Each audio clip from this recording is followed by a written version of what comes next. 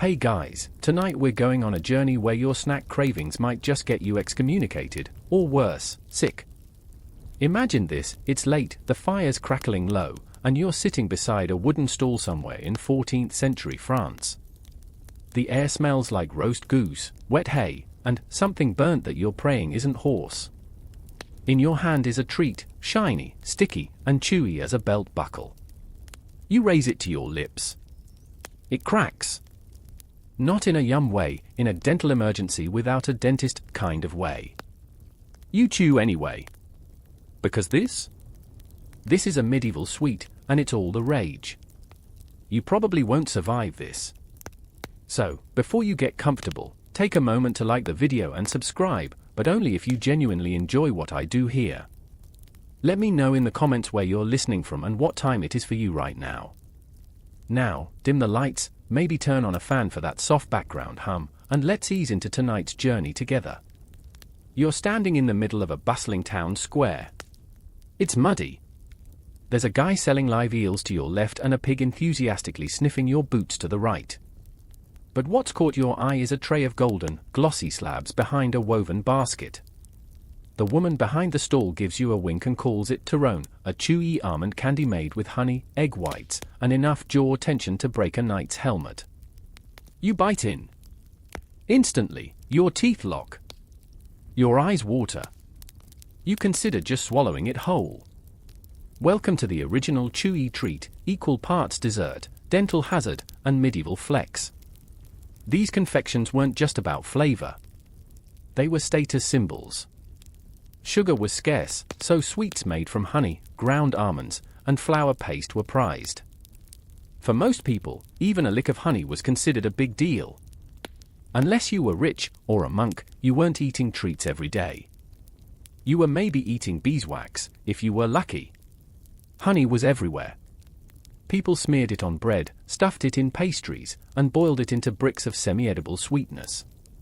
Take pineade, a treat from medieval England, a sticky mess of nuts and honey that hardened into something between peanut brittle and construction adhesive.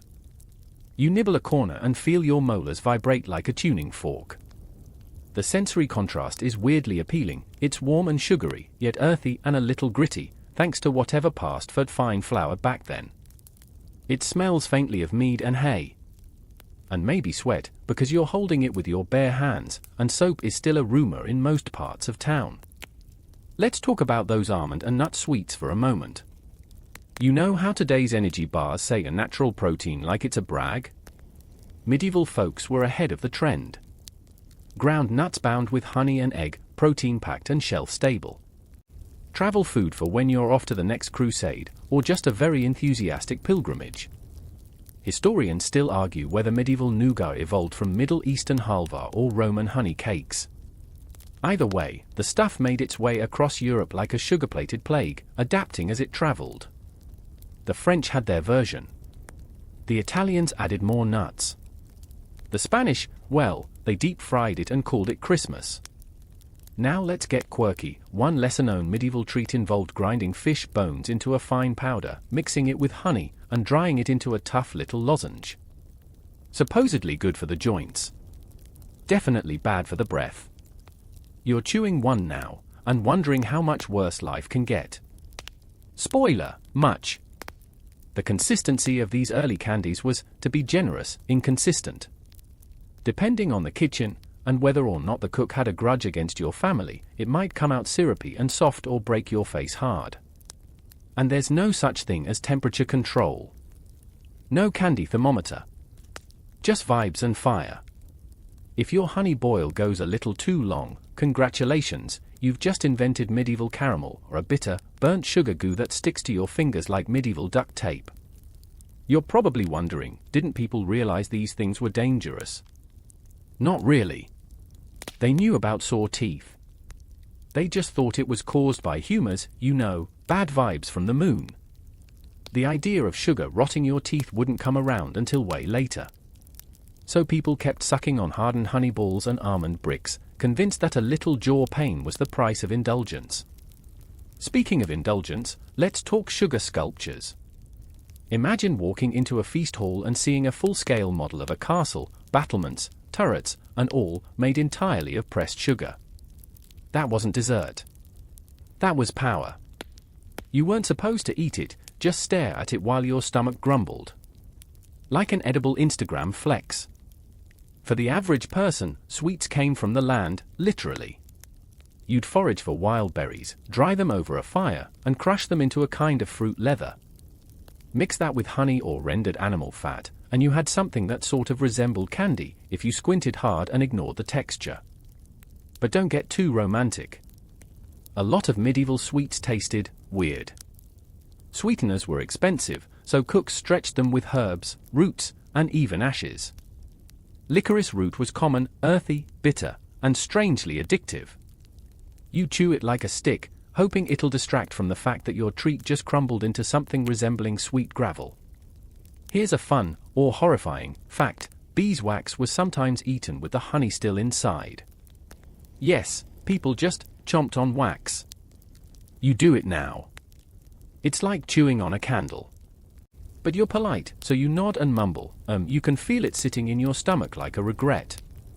This was a world where candy wasn't for fun, it was medicine, luxury, and sometimes even currency.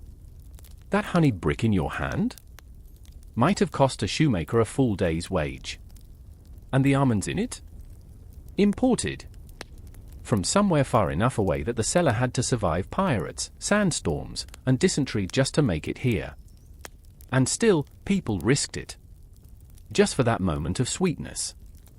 That rare, fleeting indulgence in a life full of mud and plagues. You lean back against a barrel. The town square is buzzing. Someone selling hot eels on a stick now. You consider your options. Another honey brick? Maybe. Your jaw is still sore, but your heart is saying yes.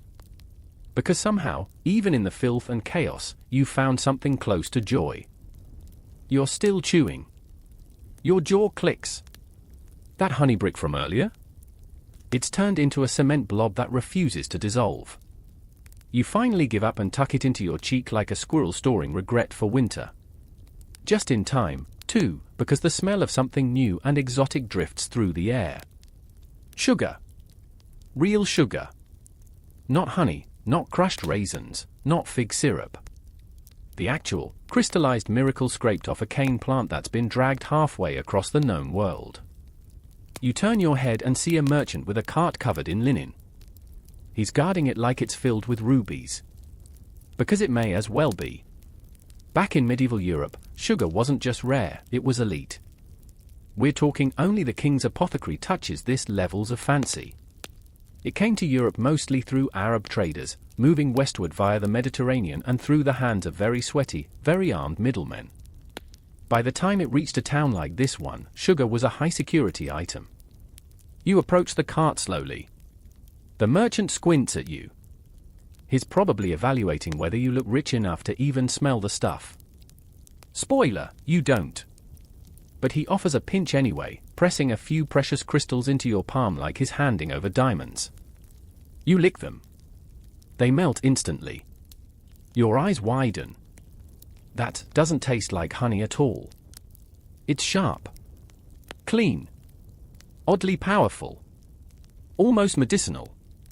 And in fact, it is medicine for now.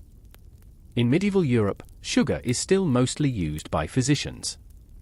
They prescribe it in lozenges for sore throats, as pastilles to cure melancholia, and in powder form to mix with crushed emeralds and call it digestive aid. Don't ask. Historians still argue whether early sugar was viewed more as a spice or a drug. Probably both.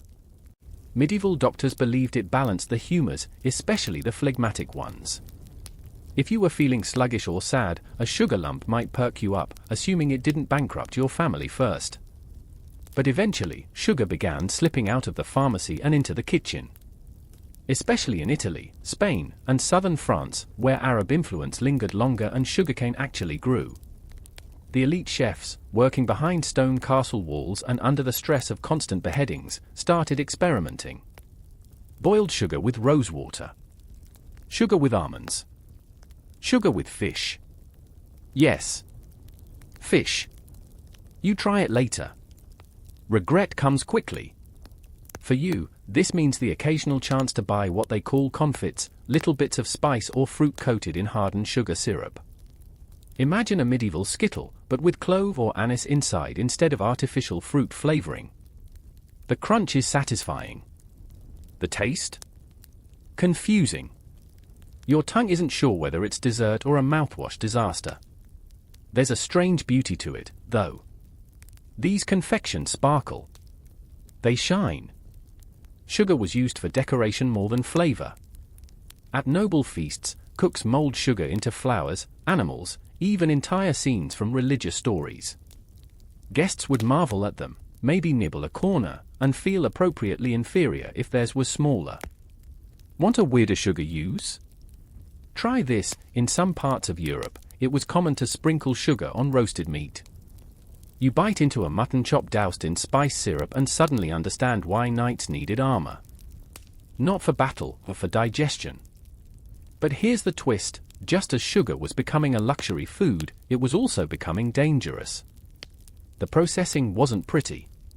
You needed tons of boiling, refining, and labor, often enslaved labor, in places like Cyprus or later, Madeira. And that was just the backstory.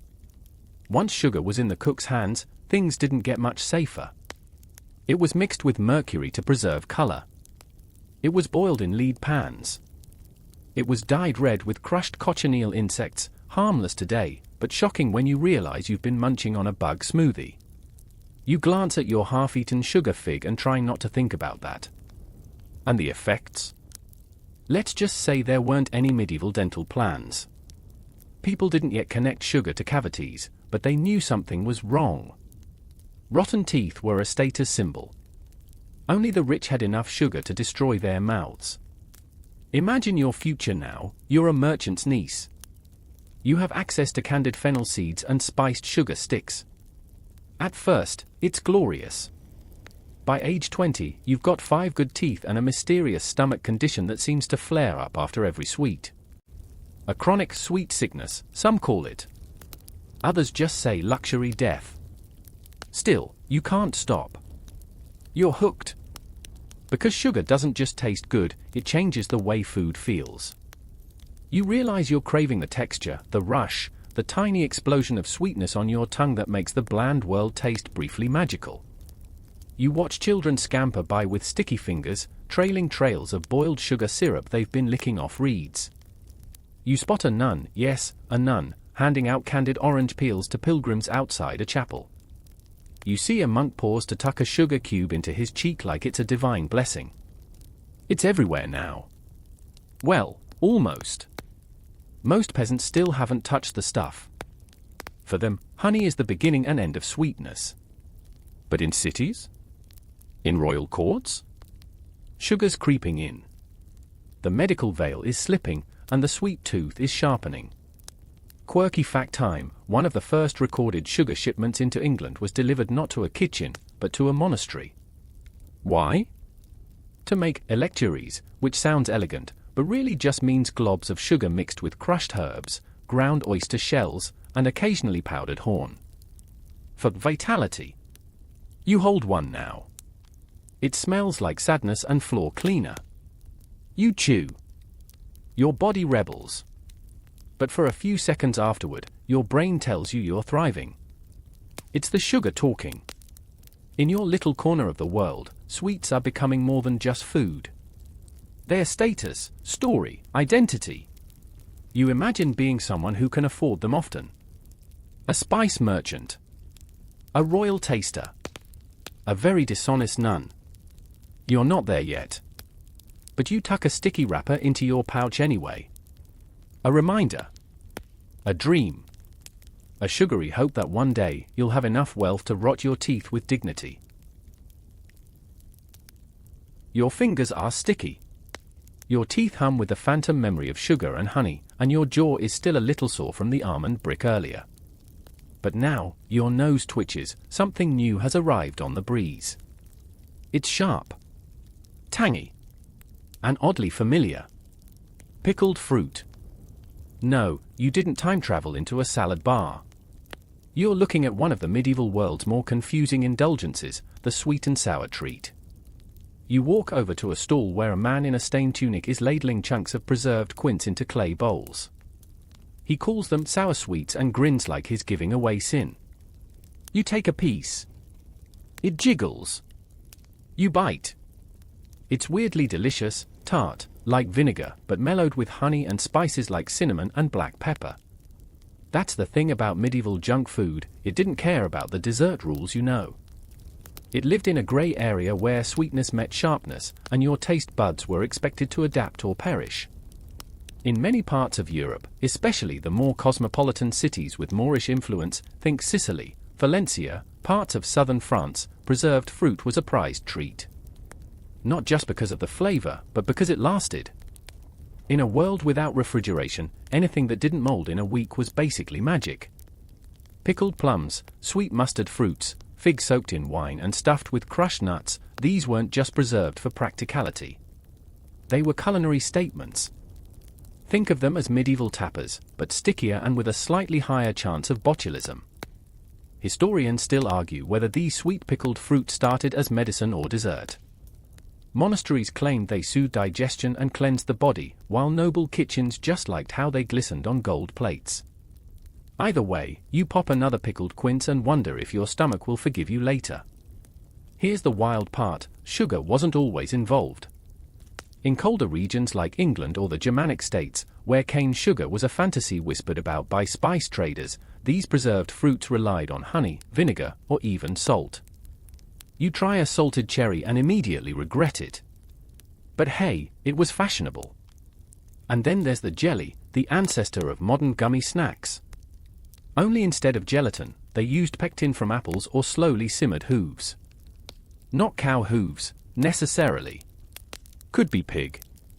Could be deer. Could be, well, you stop asking. You reach for a square of fruit paste, basically quince jelly that's been boiled down, dried on linen, and sliced into dense cubes. It's got the chew of a fruit leather, the taste of a cider-scented candle, and the lingering aftertaste of this was made by someone guessing. But it's oddly satisfying. You chew it slowly. Carefully. And while you're at it, try a medieval pastille. Not quite candy, not quite medicine, it's a lozenge made from herbs, honey, and sometimes even pulverized pearl. Yes, actual pearl dust. You suck one now. It tastes faintly of mint and money. Maybe also chalk.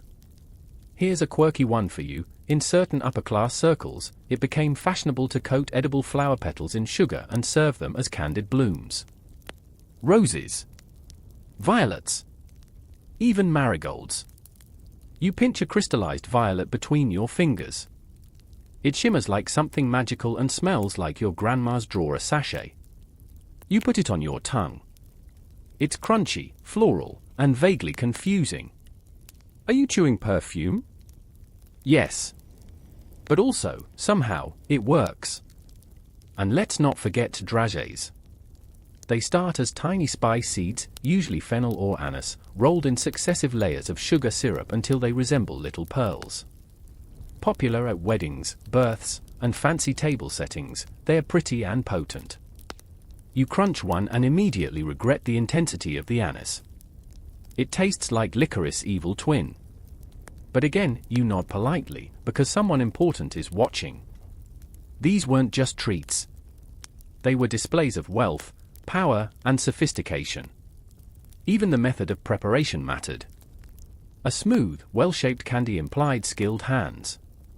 A glossy finish showed patience. And if your sweets were dusted in gold leaf, you'd just won the medieval snack Olympics. But the dark side? You already feel it rumbling in your belly. All that vinegar, all that honey, all those herbs, none of them measured with anything resembling accuracy. You're one bite away from either enlightenment or violent stomach rebellion. And you're not alone. Medieval physicians often warned about digestive distress caused by overly rich foods. But they didn't blame the sugar. They blamed your personality type. If you were melancholic, they said you shouldn't eat pickled cherries because the sourness might unbalance your black bile. Makes total sense. There's even a theory that sweets should be eaten at the end of the meal to close the stomach. So if you're popping candied orange peel before your pigeon pie, you're doing it wrong and probably offending a monk somewhere. Let's switch scenes for a moment. It's winter now. Snow coats the thatched rooftops.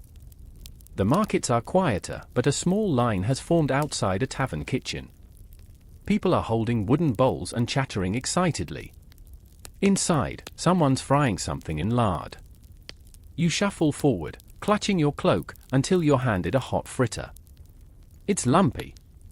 Brown. Smells like nutmeg and oil. You take a bite, and it's glorious. Crispy outside, gooey within, with tiny flecks of dried apple and a hint of honey. This, friend, is medieval comfort food. Fried dough, sweetened if you're lucky, spiced if you're rich, and stuffed with whatever was available. And it wasn't just apples. People fried cheese, herbs, even mashed chickpeas. Then they dust the fritters with powdered sugar if they had any, or just roll them in cinnamon and pretend. They were called crispels, fruiters, or sometimes just hot things. The naming system was relaxed.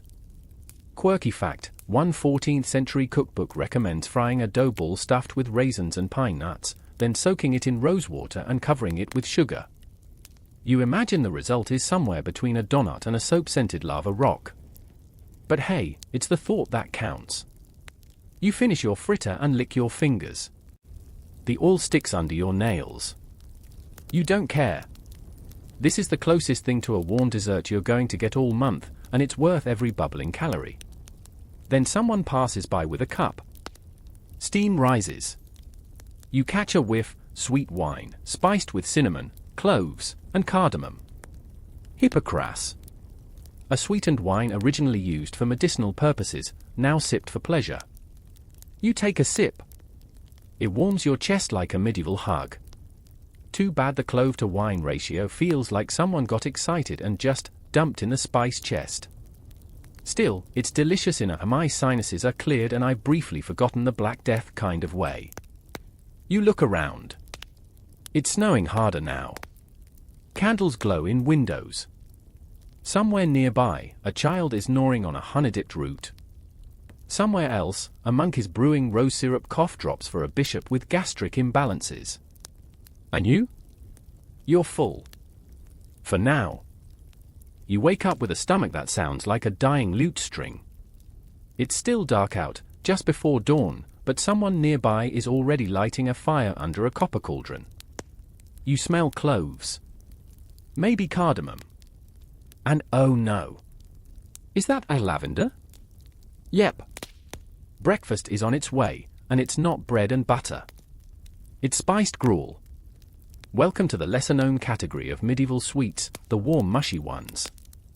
Porridges, pottages, and pantries full of weirdly dessert-adjacent slop that somehow passed for luxury. You drag yourself over to the kitchen stall, nursing your fritter hangover, and peer into a thick, bubbling mixture that looks like wet beige wool.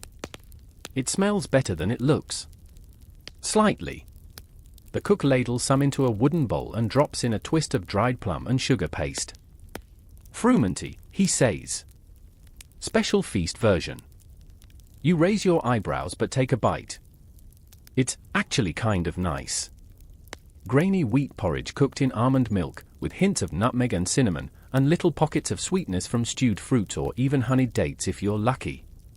The textures like rice pudding had a complicated childhood. It warms your ribs and clears your sleepy fog.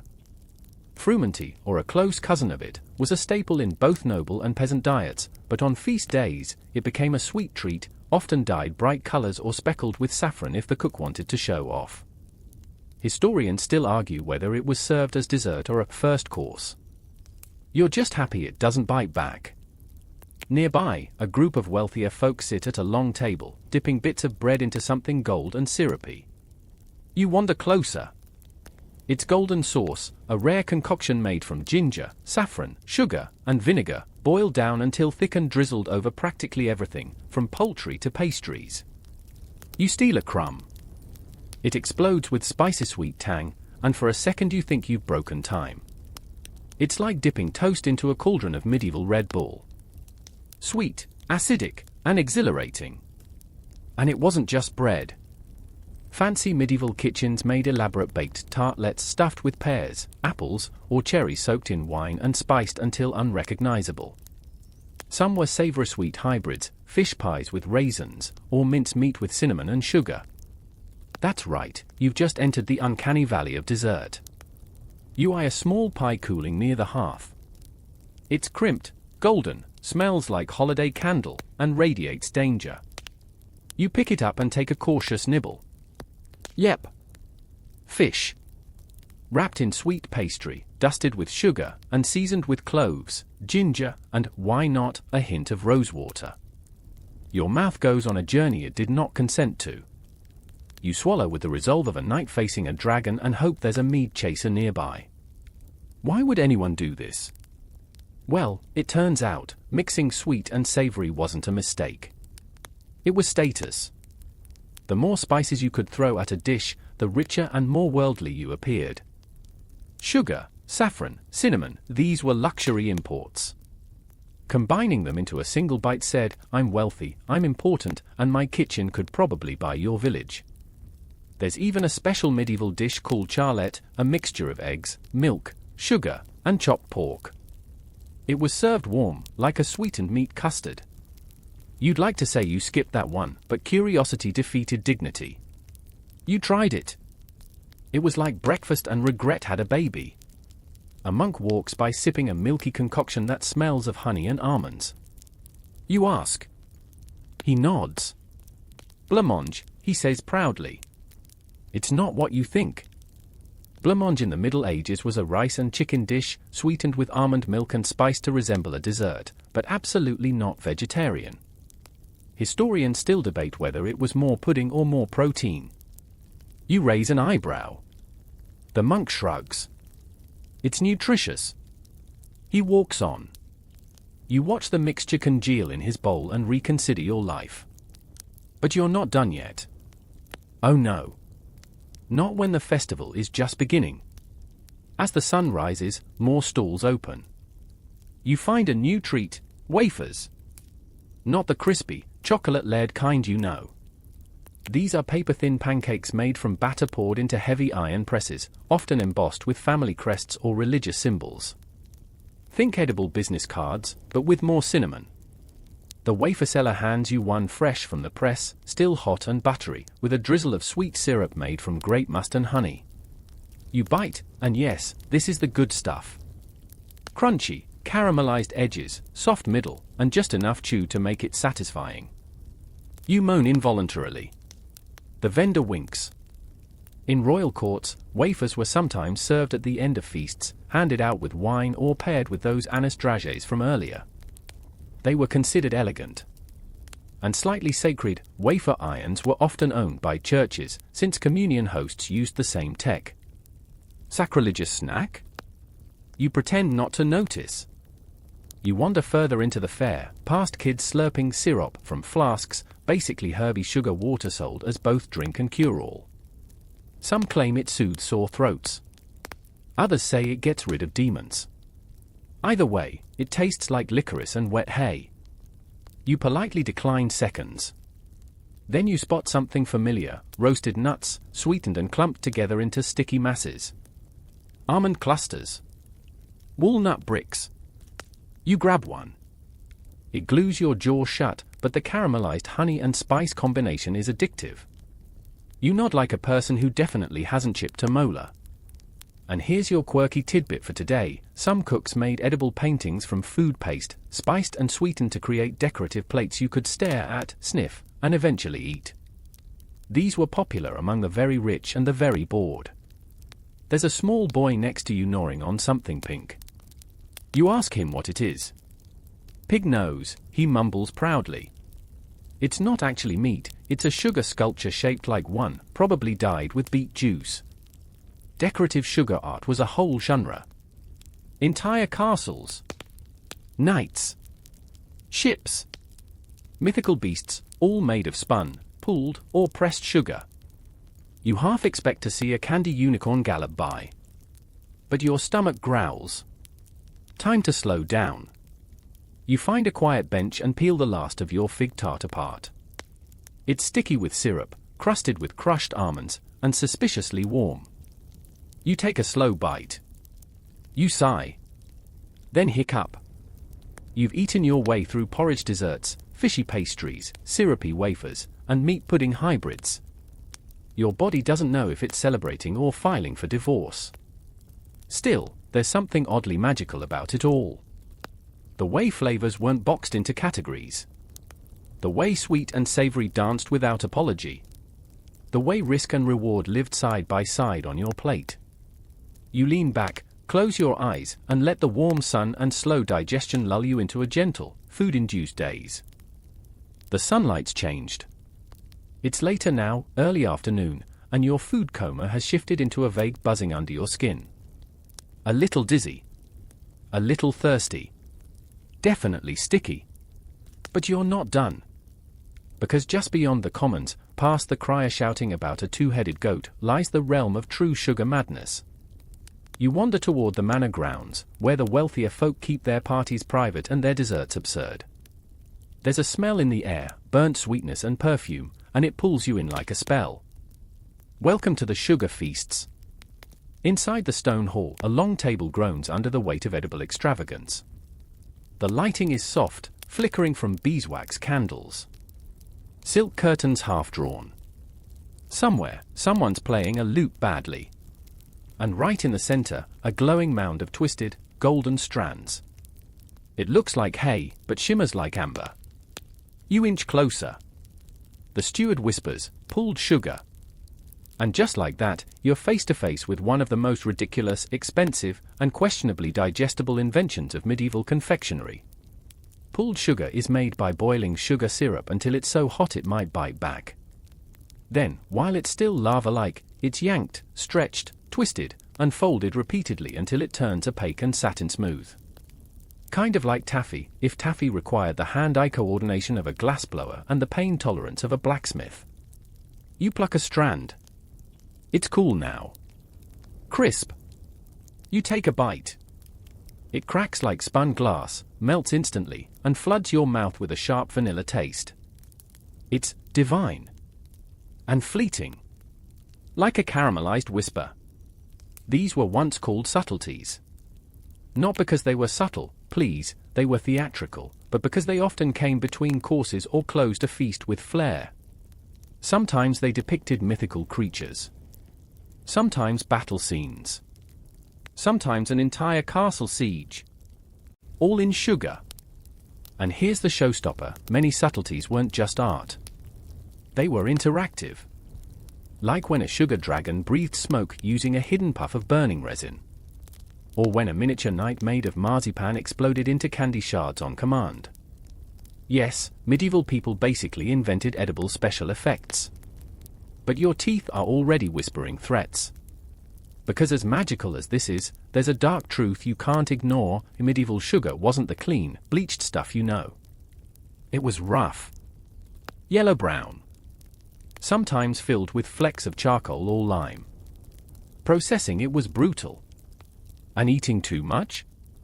Well, if the dental records of the wealthy are any indication, it was practically an act of self-destruction. Historians still argue whether the explosion of sugar art in Europe came directly from Arab culinary traditions or through Sicilian trade influence. Either way, once the wealthy got a taste, they lost their minds. Sugar wasn't food, it was identity. A status symbol. A power move. If you could afford to waste sugar sculpting a unicorn, you weren't just rich. You were untouchable. And the centerpiece tonight? A subtlety of St. George slaying a dragon, both figures made entirely from hardened sugar paste. The saint's sword is licorice. The dragon's eyes are cloves. It's weirdly adorable. Until you remember it probably cost someone a year's wages. You reach for something simpler, marzipan. Ground almonds mixed with sugar, rosewater, and a dash of culinary hope. Shaped into tiny fruits or animals, often painted with plant dyes. You nibble on a marzipan hedgehog. It tastes nutty, sweet, and a little like someone dipped it in perfume. Still, you'd eat 5 more if no one was watching. Quirky fact, in some noble courts, sugar sculptures were designed to look like rail meat, bread, or cheese. So while guests thought they were eating a roast boar, surprise! It's almond paste with a glossy glaze. You half wonder if this is where prank food was born. But nothing prepares you for the drink cart. A young page offers you a goblet of rose sherbet. Not the fizzy rainbow scoop, this is a chilled drink made with rose syrup, water, and snow imported from high mountain passes. You sip it, and suddenly you understand wealth in your bones. It's floral, crisp, impossibly cold, and, yes, dangerously addictive. Still, it's better than the other option, spiced milk. Warm, thickened with egg yolk, sweetened with honey, and dusted with nutmeg. It smells like the holidays but drinks like warm pudding. You gulp it anyway, trying not to gag on the film that forms on top. Dignity is slipping. There's a lull in the room. The musicians pause. A gong rings. And then, on a wheeled platform, rolls in the absurd finale, a life-size swan, roasted but clearly fake, its feathers made of fine spun sugar and its beak dipped in gold leaf. You try not to laugh. You fail. This is what sugar became in its heyday, a tool for excess, for performance, for fantasy. The irony? Most guests didn't even eat these grand displays. They admired them, then tossed them, or gifted them to lesser nobility as a weirdly aggressive form of charity. You step outside for air. The evening breeze cools your sweat. The sun is slanting low, casting long shadows. And as you walk past the servant kitchens, you see someone pouring thick molasses into a shallow pan, studded with crushed nuts. Simple. Unshaped. No gilding. Probably made from scrap sugar. You ask for a piece. It's chewy, rich, and a little smoky. Real. The anti-unicorn of desserts. And maybe that's the whole truth of medieval sweets, a wide chasm between the powdered splendor of the rich and the sticky comfort of the rest. Between a candy castle and a slab of burnt sugar bark. Both sugar. Both delicious. But only one fits in your mouth without a team of scribes recording the experience. You lean against a wall and let the sugar buzz sink in.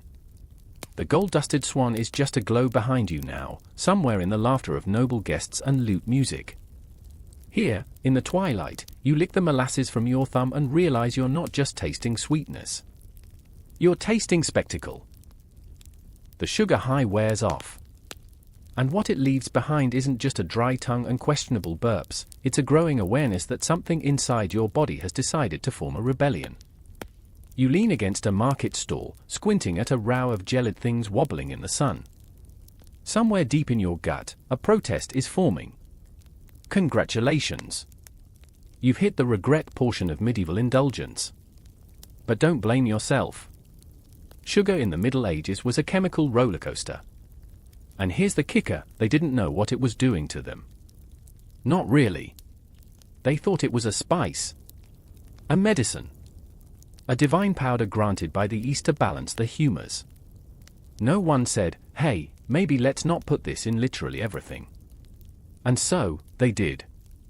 You stumble toward a cart stacked high with translucent blobs glistening like snail trails. Jellies, the vendor mutters. And pates. He points to the display like it's obvious. You nod politely, though your brain is screaming, what is happening? Turns out, jelly sweets were a major event in medieval treat-making. They were made from boiled-down fruit juice, honey, and pectin-rich sauces like quince or apple peels, though sometimes they cheated and used fish-based gelatin. Yes, your strawberry cube might secretly be eel-flavored. You pick one up with trepidation. It jiggles aggressively. You eat it. It's tart, sweet, and surprisingly clean on the palate. Not bad. But it lingers, coating your teeth in something akin to glue. You take a sip of Waterdale to chase it down, and now your stomach is just confused. Right next to the jellies are trays of fruit pastes, thick, chewy slabs made from slow-cooked purees, then rolled in sugar or flour. They're the ancestors of fruit leather, but with an attitude problem. You try one made from damson plums and suddenly everything tastes purple. Not like grapes. Like the idea of grapes. Like a medieval fever dream of grapes. You love it. You also kind of hate it. And here's a fun twist, those chewy candies weren't just for snacking. They were also used as digestives. Like post-meal medicine. Historians still argue whether they were actually effective or just delicious scams. But they came packed with herbs, ginger, mint, anise, and were handed out with serious faces and solemn nods. As if candy could undo the effects of whatever was in that spiced pork custard you ate earlier. As you wander on, your body starts whispering unsettling possibilities. You think about that time you bit into candied fennel and everything tasted like licorice and soap for an hour. You recall the honey biscuit that crumbled into dust and regret. And you remember how most sweeteners were not clean, not pasteurized, and definitely not regulated. In short, you probably won't survive this. You pass a friar sipping something out of a tiny flask. You ask. He says, electuary. Which sounds like a made-up word, but it's real and terrifying. An electuary was a paste made from powdered herbs, honey, spices, and sometimes even opium or ground amber. It was part medicine, part candy, part experiment. You decline. The friar grins like he knows your future already. And let's talk about honey. Because before sugar was everywhere, honey was dessert. It was the only real sweetener accessible to peasants, and it flavored everything: cakes, pies, wine, even meats. Honey cakes were everywhere. Dense, brown, often rock-like, but warmly spiced and treasured like gold. You find one now. It's small. Unassuming. Crumbly around the edges. You bite, and it's surprisingly soft. Notes of clove, nutmeg, and black pepper bloom on your tongue. It's like biting into an autumn bonfire. If you didn't already feel like a medieval chemistry experiment, you'd eat 5 more. But not all honey was equal. In towns, it was often cut with starches, watered down, or harvested in horrifying ways, like from hives built into ceilings or tree hollows. One fringe tidbit? Some recipes included aged honey, fermented slightly, for a tangy finish. So yes, your dessert may have been buzzing and boozy. You feel your insides shift. Yep. Buzzing. Possibly boiling. But you press on. Because next comes the fried section. Deep frying was a thing, even in the 14th century, and they did it with enthusiasm. You find fritters being made fresh, thin slivers of fruit dipped in spiced batter and fried until golden. You grab an apple one. It burns your tongue and soul. But it's incredible. Crisp shell, gooey center, a drizzle of honey that could glue a wall together. There are even cracknels, flat, crispy discs made from flour, sugar, and fat. They snap when you bite them, releasing a sweet crunch that echoes into your bones. You don't know if you're eating breakfast or a building material. And don't forget dough fritters, sometimes filled with cheese, herbs, or nuts, sometimes soaked in syrup until they were more sugar than dough. These were portable desserts. Carnival food. Fairground crack. You eat 2 before realizing you're sweating sugar. Then, from across the market, you smell something faintly terrifying. You follow it. You find a booth making something called sucket. It's candied peel, lemon, orange, even ginger, soaked in spiced syrup until it's equal parts citrus and syrupy vengeance. You try a piece of orange. It tastes like a punch to the tongue in the best possible way. Sucket was often reserved for nobility. Served after meals with wine, it helped close the stomach, whatever that meant. It was stored in fancy boxes called suckets. If you had one, you were someone. You imagine pulling one out at a party today. Everyone would assume it was holding jewelry. But no, it's candied lemon peel and a lesson in medieval overkill. You feel the evening sun on your face now. Your head's a little light. Your teeth feel loose. And you realize, these people were not messing around. They might not have known about glucose spikes or insulin resistance, but they understood that sweetness was power. That sugar could dazzle and destroy in the same bite. That your body might not forgive you, but your soul would hum with joy. you sit down with one last treat, a slab of quince paste, rich and glossy like a jewel, paired with a tiny piece of sheep's cheese. You nibble. You sigh. This one, at least, feels balanced. Sweet and sour. Soft and sharp. Almost modern. Your stomach quiets. Your heart slows. You lean back and let the sugar mist settle. You're lying in the grass now. Flat on your back, watching the clouds drift by like lazy ships overhead. Your tongue still tastes vaguely of honey, maybe quince, maybe regret. It's hard to tell anymore. But one thing is certain, the medieval world didn't just eat sweet things, they believed in them. Sweetness wasn't just flavor. It was philosophy. Medicine. Religion. A sugar-coated path to health, holiness, and sometimes hallucination. You sit up slowly. Your body makes a sound like an old drawbridge creaking.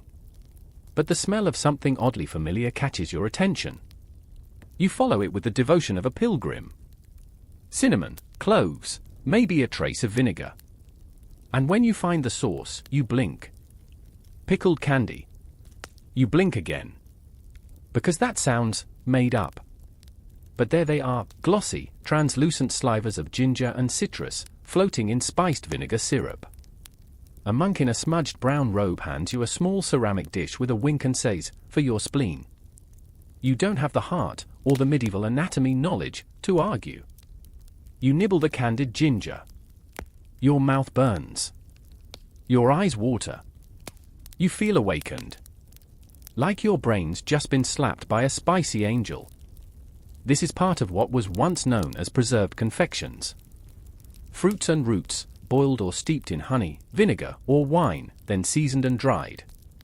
Not only were they sweet, sort of, but they were also considered medicine. That's right, candy was a health food. Doctors of the day, who, let's be fair, were probably winging it, insisted that balancing the bodies for humors required sweets. Too much black bile? Have some candied fennel. Suffering from a melancholy of the spleen? May I recommend preserved lemon peel? Suffering from life in general? Try spiced sugar tablets known as comfits, tiny sugar-coated seeds or herbs that served as both breath mints and mild laxatives. You pop a few comfits into your mouth. Anise. Coriander. Maybe one was supposed to be caraway? You're not sure. They taste like soap, perfume, and confusion. Your breath smells like a cathedral. Historians still argue whether these medicinal sweets were actually useful or just ways to sneak dessert into daily routines. But the people making them? They weren't bakers. They were apothecaries. That's right. Your local candy dealer doubled as your pharmacist. You walk toward one now, a narrow, darkened shop filled with dried herbs, powdered minerals, and what may or may not be powdered unicorn horn. He offers you a health cordial. You drink it before you can ask what's in it. It tastes like honey and vinegar and, is that crushed pearl? He nods solemnly. Crushed pearls were believed to aid digestion and purify the blood. You try not to think about your kidneys. Another shelf holds sugar lozenges, pressed into little discs and dusted with flour to keep them from sticking. There's one for throat pain, one for stomach discomfort, and one ominously labeled for the madness of the moon. You take that one. Just in case. And here's the real kicker, the more expensive and exotic the ingredient, the more medicinal it was thought to be. Cinnamon from Ceylon. Sugar from Alexandria. Mace from the Moluccas. You weren't just curing a cold, you were flaunting your trade connections. You nibble a chunk of candied citron. It tastes like soap and citrus had a child. But it's oddly comforting. Soft on the teeth, firm to the bite, and vaguely bitter. You chew thoughtfully. Then someone offers you a preserved walnut. Dried, candied, and soaked in honey and rosewater. It's both a dessert and a laxative. You find out the hard way. As you shuffle back to the edge of the square, trying to hold your dignity and your intestines together, you pass a small booth labeled sweetmeats for the soul. You raise an eyebrow. The vendor, a toothless woman in a blue shawl, cackles and waves you over. She offers you a round of manchette bread, still warm, slathered with something glossy and sticky. You sniff. It's sweet. Smoky. She grins and whispers, plum conserve with mustard. You blink. She nods. You bite. And you know what? It's amazing. The sweet plum hits first, then the bite of the mustard sneaks up like a cat with a sword. You laugh out loud. She does too. She says it's good for melancholy, memory, and mice. You nod solemnly. Makes sense. This strange mix of flavors, sweet and sour, spiced and bitter, wasn't just indulgent. It was ritual. Sweetness was a tool.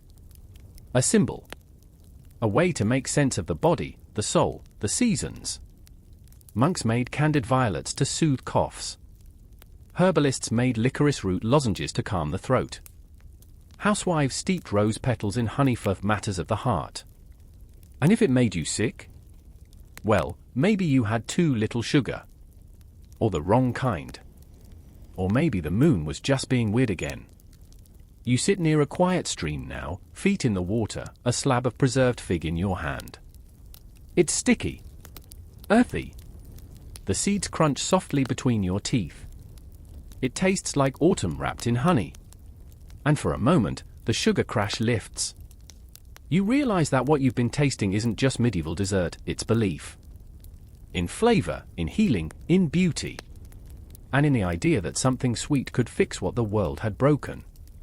You lean back. The wind rustles through the trees.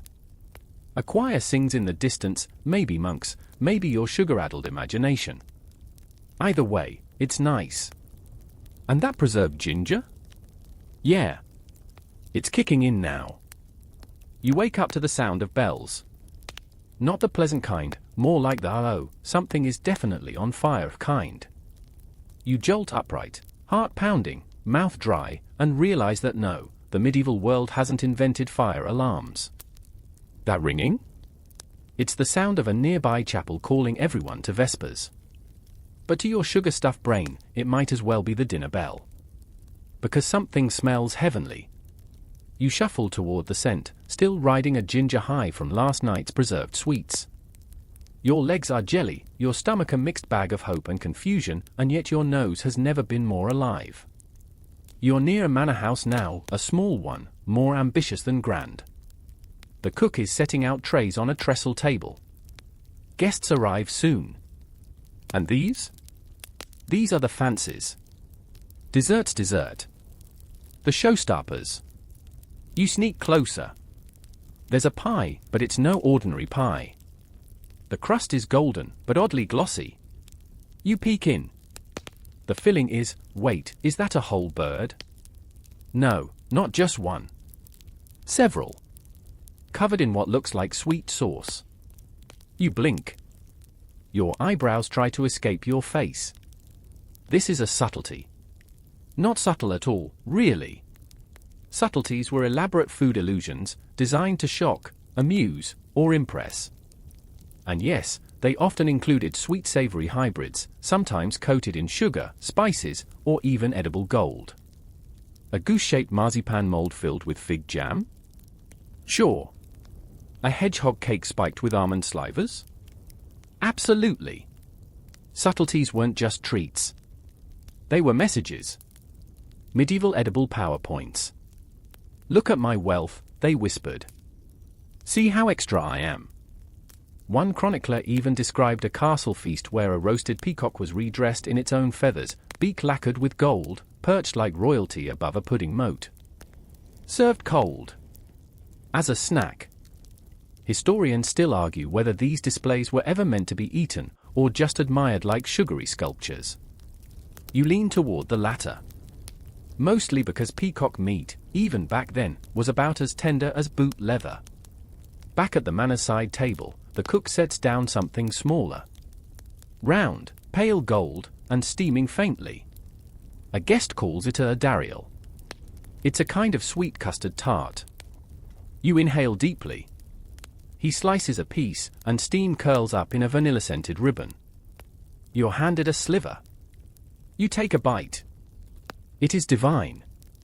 Soft, eggy, scented with nutmeg and a touch of rosewater. The crust melts under your tongue. It's warm, comforting, almost familiar. Like something your grandmother would bake if she lived in a stone house and cooked over firewood while fending off plague rats. You go back for seconds. And now, the good stuff, marchpane. Yes, marchpane. The medieval cousin of modern marzipan, made from ground almonds and sugar, sometimes spiked with orange flower water. It's dense, a little oily, and utterly sculptable. You find trays of it mold into flowers, castles, shields, and, no joke, a miniature pope. You break off an arm, the pope's, not yours, chew it slowly, and your teeth sink into chewy, nutty sugar that tastes vaguely of wealth and dental bills. Marchpane was a sign of status. Almonds weren't cheap. Sugar wasn't cheap. Making it into artwork? That was royal tier dessert. Literally, Henry VIII's table had towers of it. And sometimes, actual fighting knights sculpted out of it. You imagine biting the head off a sugar knight as a power move. Very on brand for Henry. Nearby, someone is pouring a thick syrup over crushed snow in a wooden bowl. You tilt your head. Snow cream. Not common, but real, especially in noble households that could afford the labor of sending servants to grab clean snow, then sweeten it with honey, rosewater, or fruit preserves. It's cold, fragrant, ephemeral. You sip a spoonful, and it melts instantly, leaving behind a whisper of cherry and spice. It's fleeting. Like winter in your mouth. You sigh audibly. But the most delightful discovery might be something called a whip. Not the punishment kind, the dessert kind. A frothy mixture of sweetened egg whites and rosewater, whipped until light and cloud-like. It's ladled into small cups, often served with crunchy wafers to scoop. You try one and nearly cry. It's sugar air. It's floral foam. It's the sweet version of a lullaby. And then the lady of the manor arrives. She's regal, swan-necked, draped in velvet, and very serious about her sweets. She introduces you to dragées, tiny sugar balls with gold or silver coatings. Good for digestion, she says. You pop one in your mouth and immediately feel like royalty with a dental emergency. Gold leaf? Totally edible. Nobles loved gilding everything. Cakes. Fish. Even fruit. There's an account of oranges peeled, then rewrapped in edible gold, just to look like oranges. Fashionable and unhinged. And just when you think the sugar spiral can't go any further, someone offers you a sugar sculpture of a lion devouring a stag. You eat the antlers first, they say. You do. They're almond brittle. And suddenly you realize, this isn't just dessert anymore. This is theater. Culinary theater, designed to impress guests and assert dominance. A way to say, I can afford to turn food into art and then just eat it. It's extra. It's absurd. It's beautiful. And all around you, the same drama plays out, nobles giggle behind jeweled veils. Servants whisper about the burnt sugar tower collapsing in the kitchen. A minstrel plucks a tune about a love-struck cook who burned his marchpane heart. You lean against a pillar, holding a plate of sugar swans and trying to decide if you're still hungry or just emotionally overwhelmed.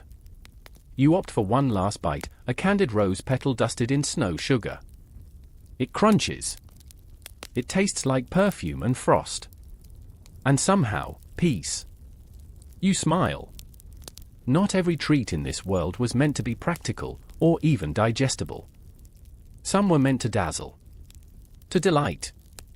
To declare that in a world of grime and grit, beauty still mattered. And if it made your teeth fall out?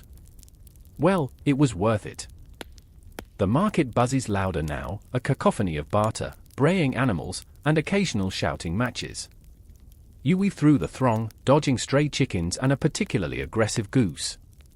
The scent of roasting meats mingles with something sweeter, rotten fruit, over-fermented ale, and is that smoke or just medieval hygiene? You arrive at the food stalls, where the real junk food of the Middle Ages reigns, not the candid sculptures of nobles, but the street snacks that could land you in the grave if you weren't careful. First up, fried bread. Thick slabs of dough, fried in animal fat until golden and greasy, sold hot and slathered with honey or thick cheese. The medieval version of a donut? Not quite, but close enough. It's chewy, oily, and utterly addictive.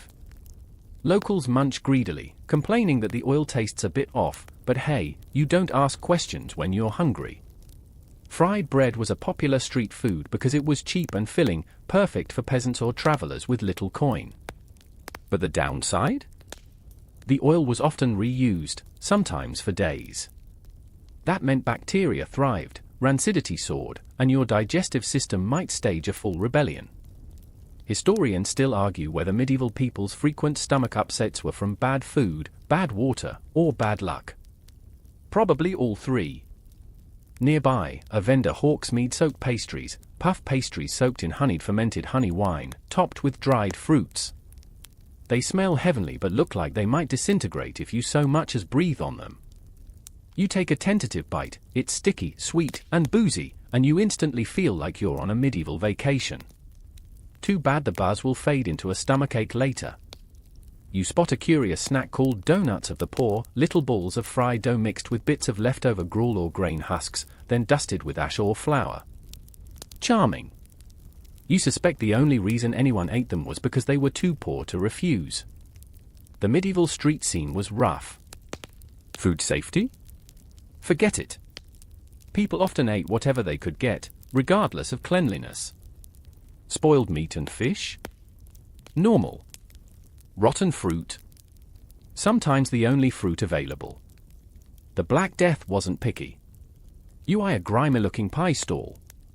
The crust is thick, brown, and cracked. The seller assures you it's filled with pottage. You nod, unsure what that means exactly but guessing it's some kind of mushy stew. You take a bite and immediately suspect it contains something that was once alive but is now suspiciously grey. Enter the meat pie, a staple of medieval junk food and a death trap waiting to happen.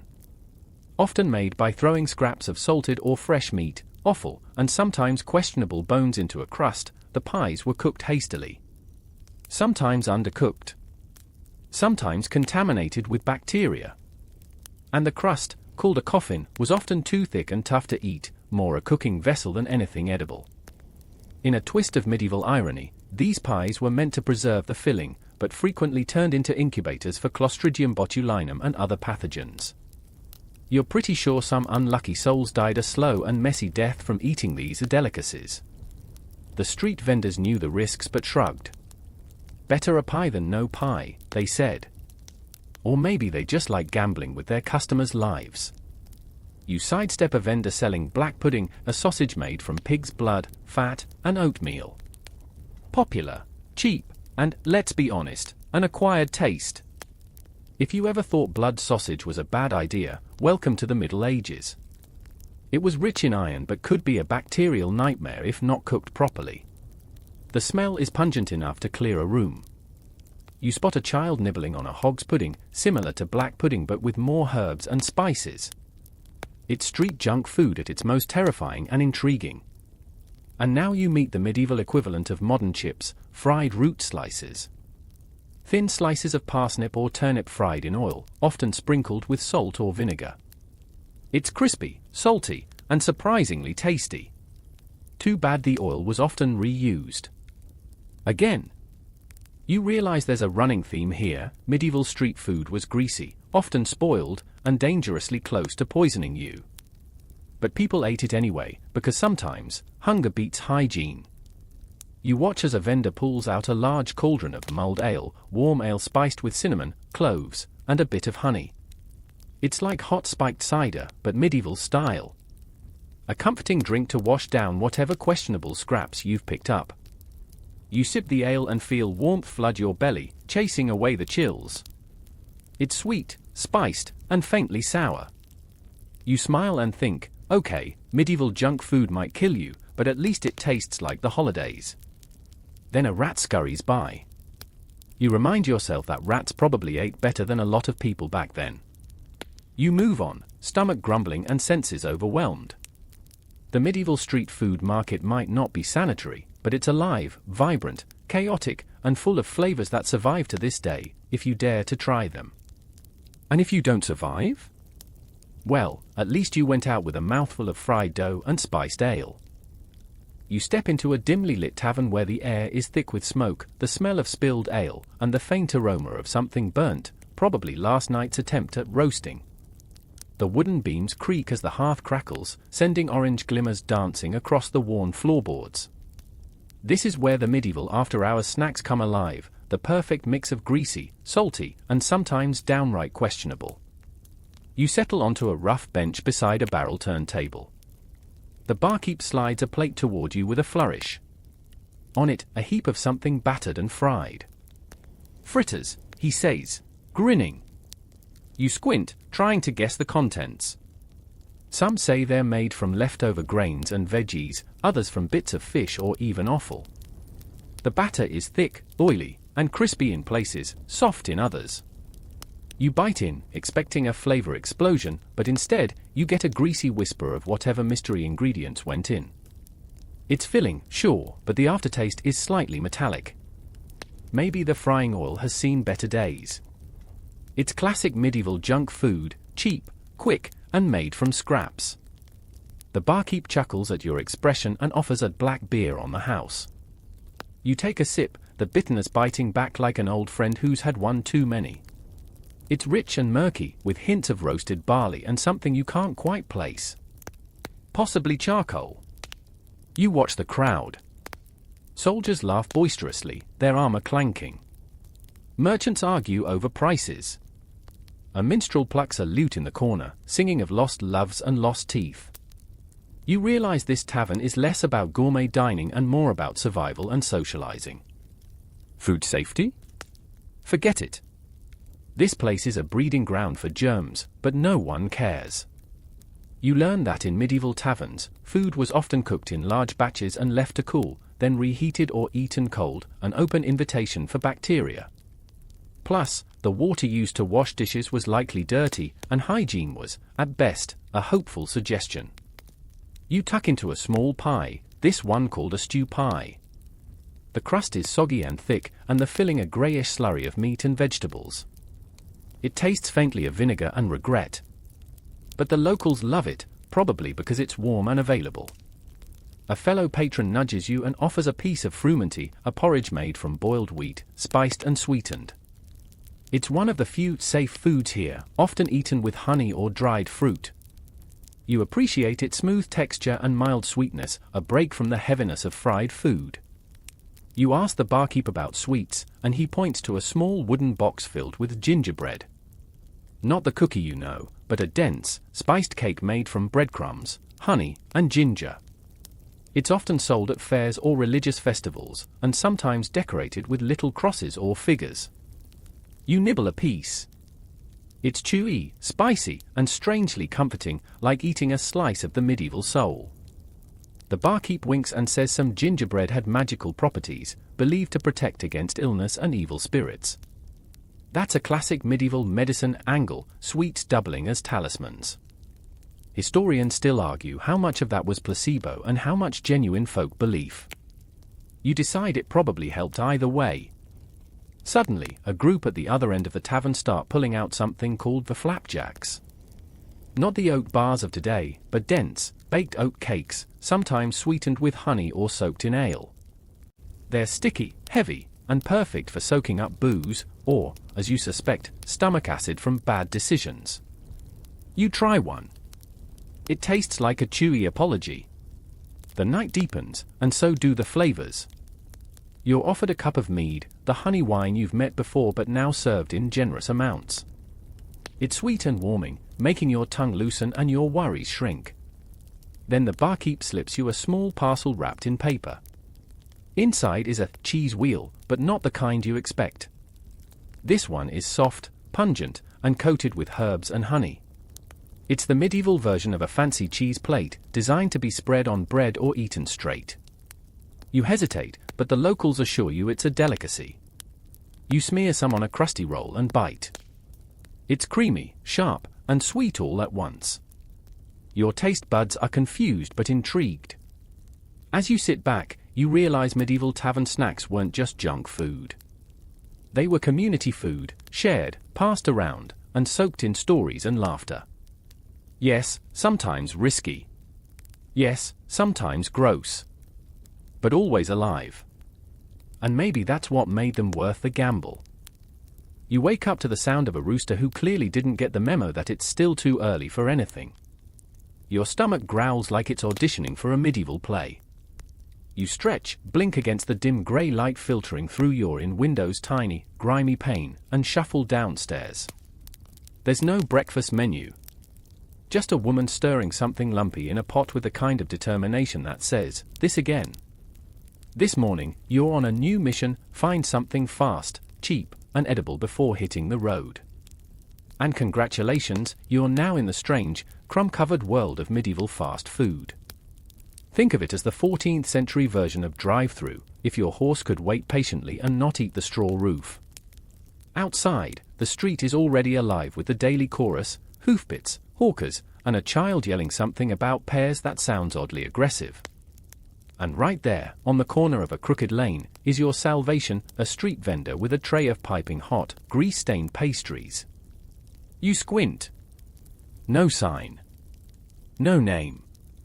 Just a woman with soot on her apron and an eyebrow that says, "No refunds." She hands you something wrapped in parchment that might once have been part of a religious text. You unfold it carefully and bite into what might be the ancestor of a meat pie, or maybe the cousin of regret. It's warm, greasy, and impossibly peppery. The crust crumbles like old plaster, but the filling is oddly addictive, somewhere between mutton and mystery. You don't ask. This is pasty culture, and it's thriving. Not just for laborious and travelers, but for anyone too busy, or lazy, to cook. These pies were often sold pre-made and heated over coals at stalls called pie shops, pie banks, or sometimes just that place near the stables that smells amazing. Some were filled with spiced beef or pork, others with eel, rabbit, or even parsnips if you were going meatless, by choice or by poverty. Historians still argue whether these street pies were daily meals or special occasion treats. Some point to records of poor city folk buying them regularly, while others claim they were rare indulgences. One theory suggests apprentices spent over half their wages on street food, an early case of "I can't afford rent, but I can afford snacks." You wander further down the street, following the aroma of something sweet and faintly burned. A man is selling wafers, thin, crisp rounds pressed between iron plates carved with holy symbols or leafy patterns. He flips them with impressive flair, and the crowd murmurs like they're watching a miracle. You take one. It tastes like sugar, smoke, and the vague feeling of impending cavities. These wafer sellers were everywhere in medieval towns, often near churches, markets, or drinking halls. The wafers themselves were made of flour, water, and sometimes honey, rolled impossibly thin and cooked until crisp. In some places, they were sprinkled with spices or even grated cheese. Technically they weren't meant to be dinner, but let's be honest, you've eaten weirder at midnight. Next up, you spot a seller with what looks like a cauldron full of sticky brown goo. You step closer. He stirs it slowly with a stick long enough to be legally classified as a jousting lance. The smell is heavenly: molasses, nuts, maybe even dried fruit. He ladles out a dollop onto a scrap of wood and offers it with a wink. You eat it like it's pudding, though it's technically a hardened pineade, made of pine nuts, honey, and ginger. It glues your teeth together like a medieval dentist's prank. He calls it Pilgrim's Delight, and swears it lasts for weeks. You're pretty sure it will outlive your descendants. Farther down the road, a boy shouts about hot chewits. You stop him, trade a coin, and receive a puffed pastry filled with cheese, eggs, and what might be onions or possibly turnips in disguise. The texture is fluffy, oily, and strangely comforting, like a cheese Danish that studied abroad in the 1300s. As you munch, a cart rolls by with what looks like a primitive charcoal grill strapped to its side. The vendor is flipping little cakes, some round, some oddly square. These are frumenty fritters, or possibly just honey-griddle breads. Either way, they smell like breakfast and taste like sugar got into a fight with barley and lost. You chew slowly, soaking in the sun that finally peeked out from the clouds like a shy goose.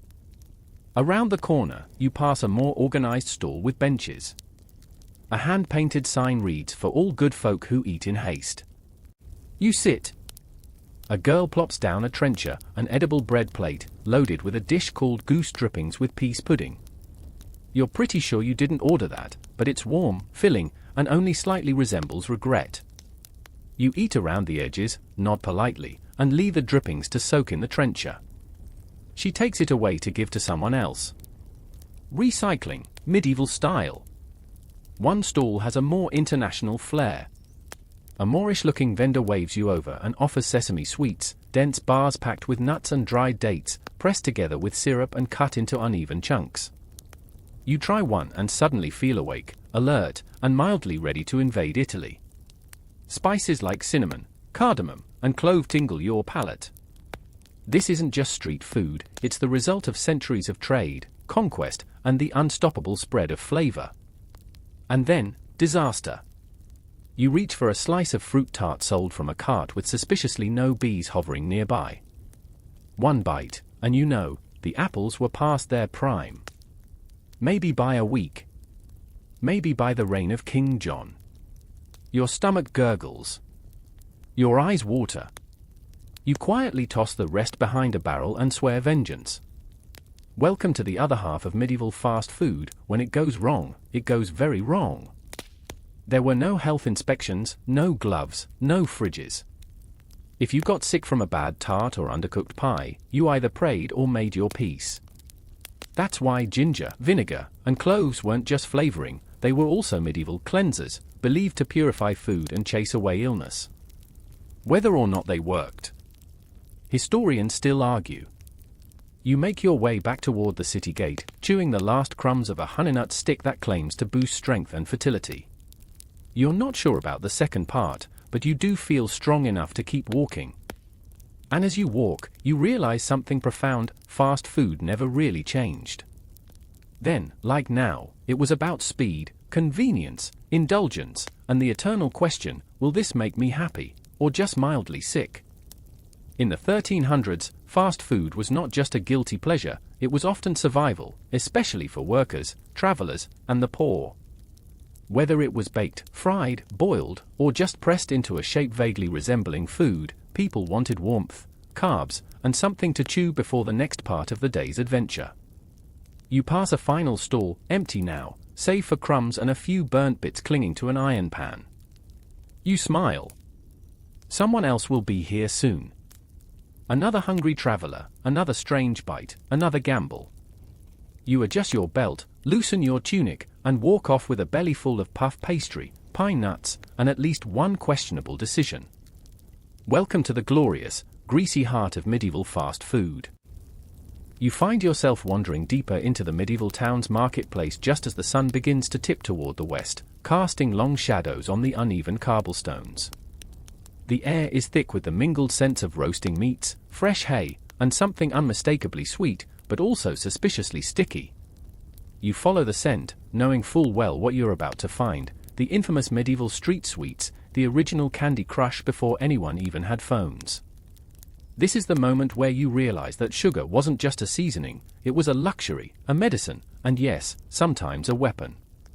You watch as a vendor expertly works a slab of crystallized sugar, melting it over coals until it bubbles like a witch's cauldron.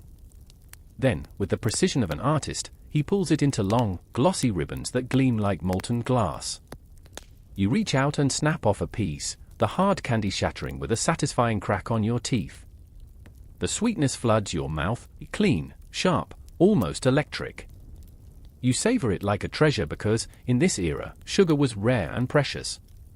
The trade route stretching from India through the Middle East and into Europe had only recently made refined sugar more widely available, but it was still too expensive for common folk. Instead, many relied on honey, that sticky gold harvested from wild bees buzzing in fields just beyond the city. Honey was the original sweetener, used not only to flavor food but also as a preservative and medicinal ingredient.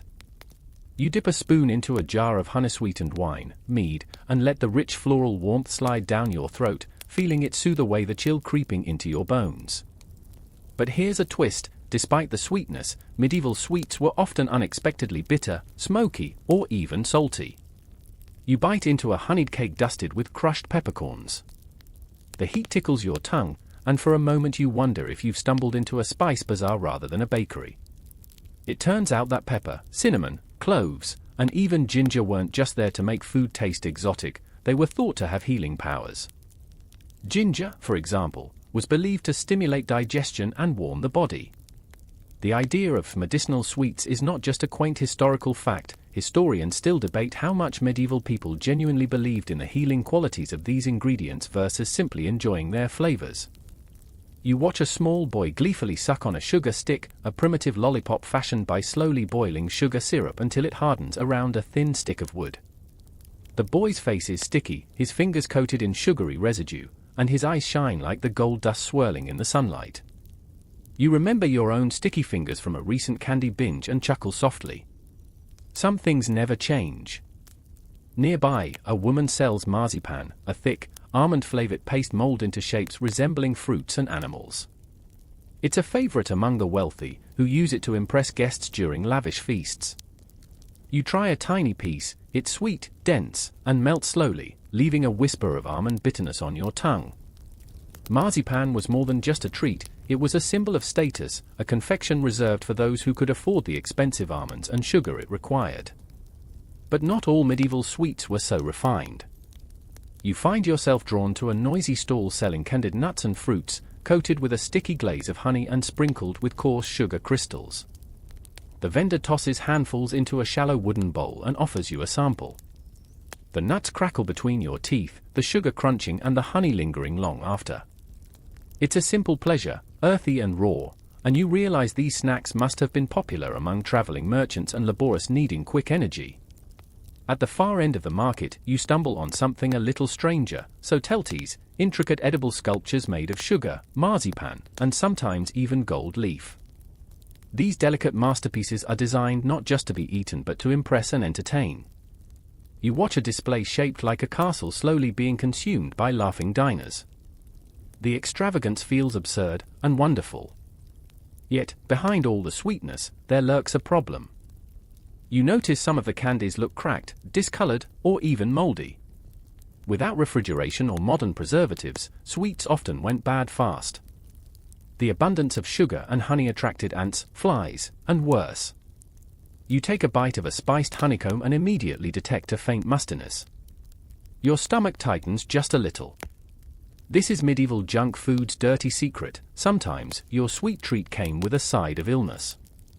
The use of spices and vinegar was partly to mask spoilage or to kill bacteria, but how effective they really were is something historians still argue about.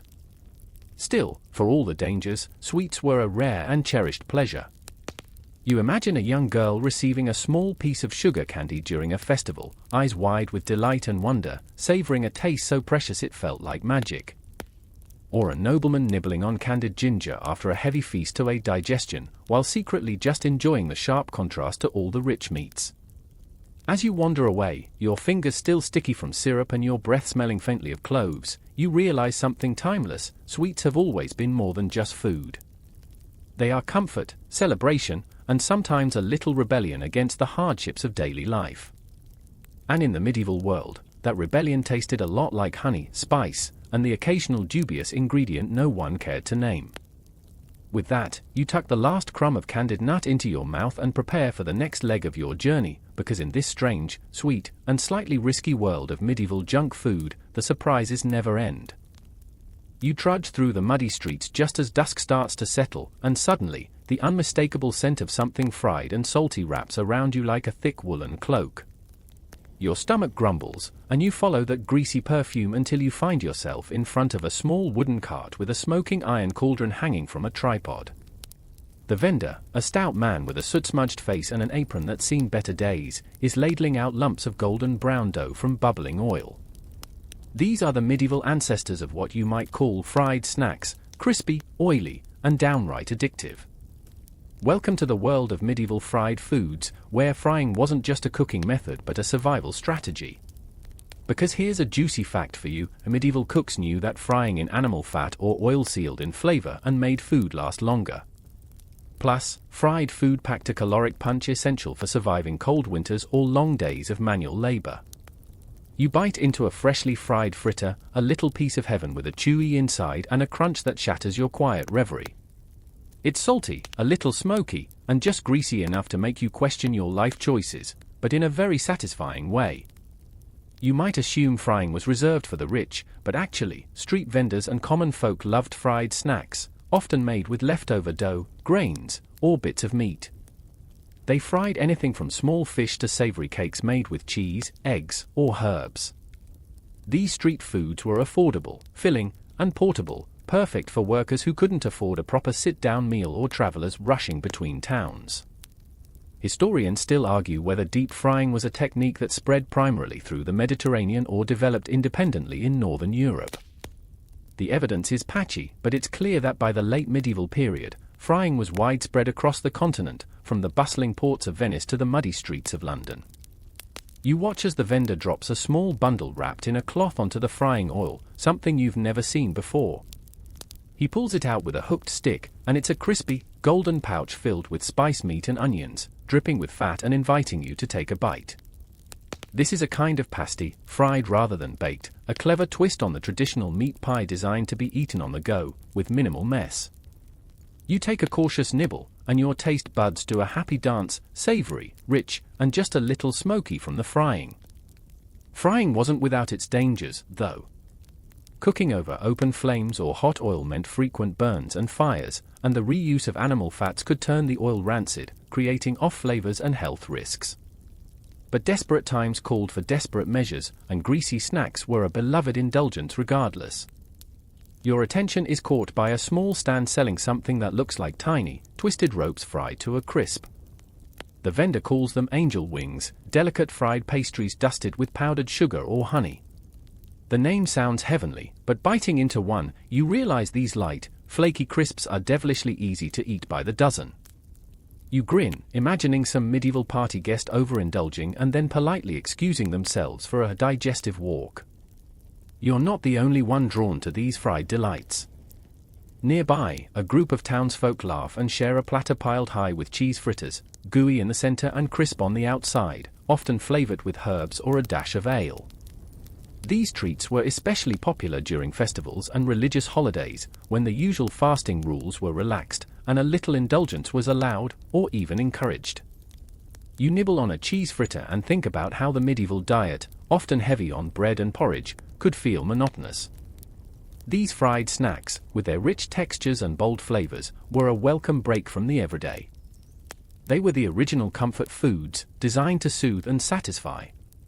But frying was not just about taste or convenience, it was also about status and ceremony.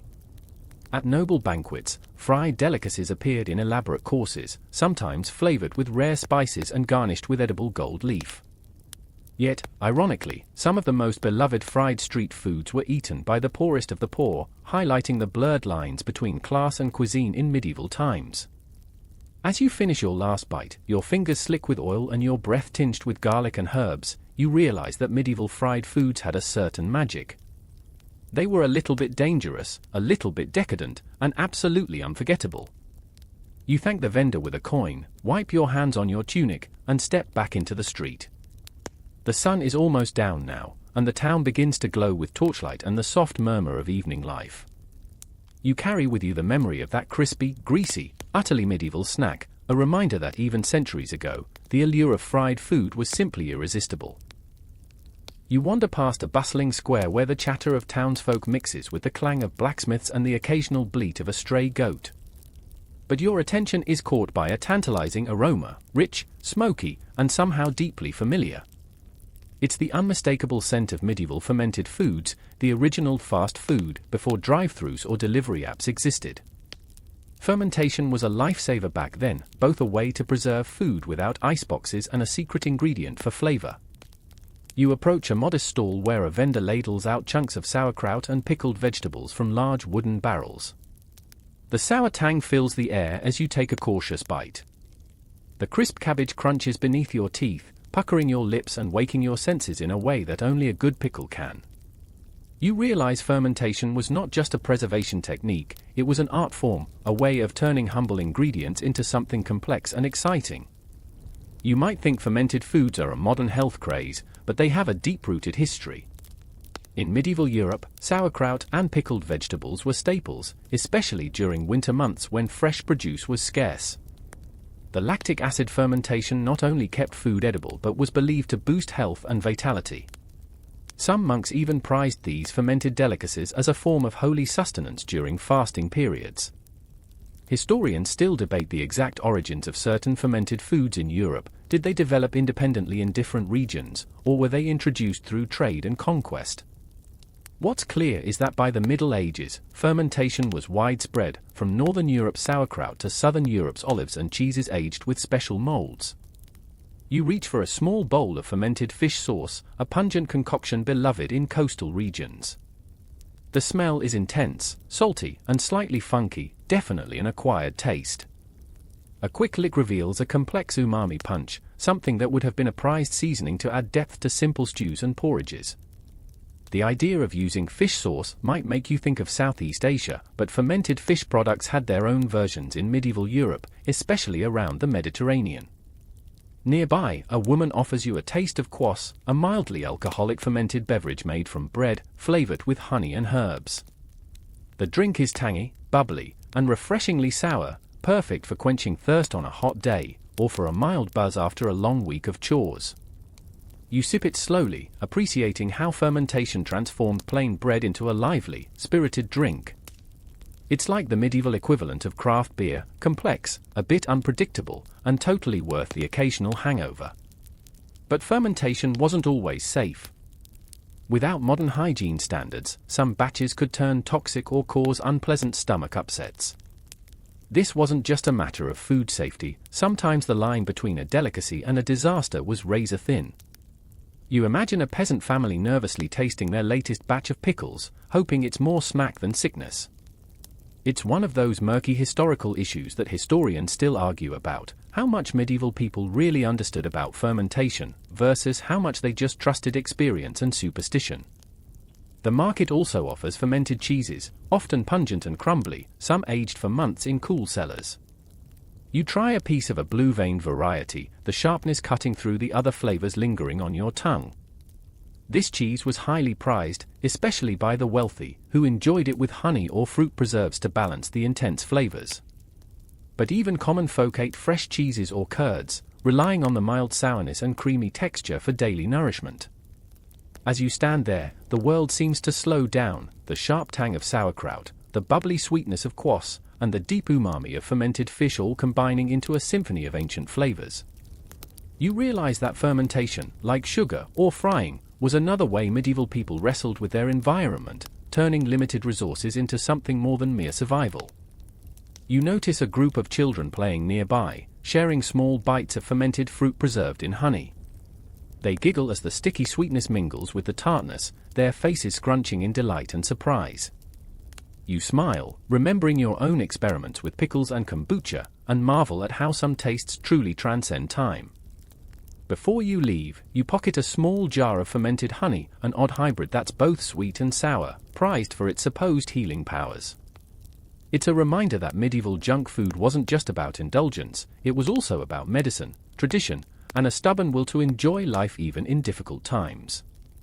As you walk away from the fermenting barrels and lively vendors, you carry the sharp, sour notes with you like a secret flavor of the past, reminding you that sometimes, the foods that challenge your palate are the ones that stick with you the longest. You step into a dimly lit room filled with the rich aroma of roasting meat and a faint, smoky haze that clings to the heavy tapestries on the walls.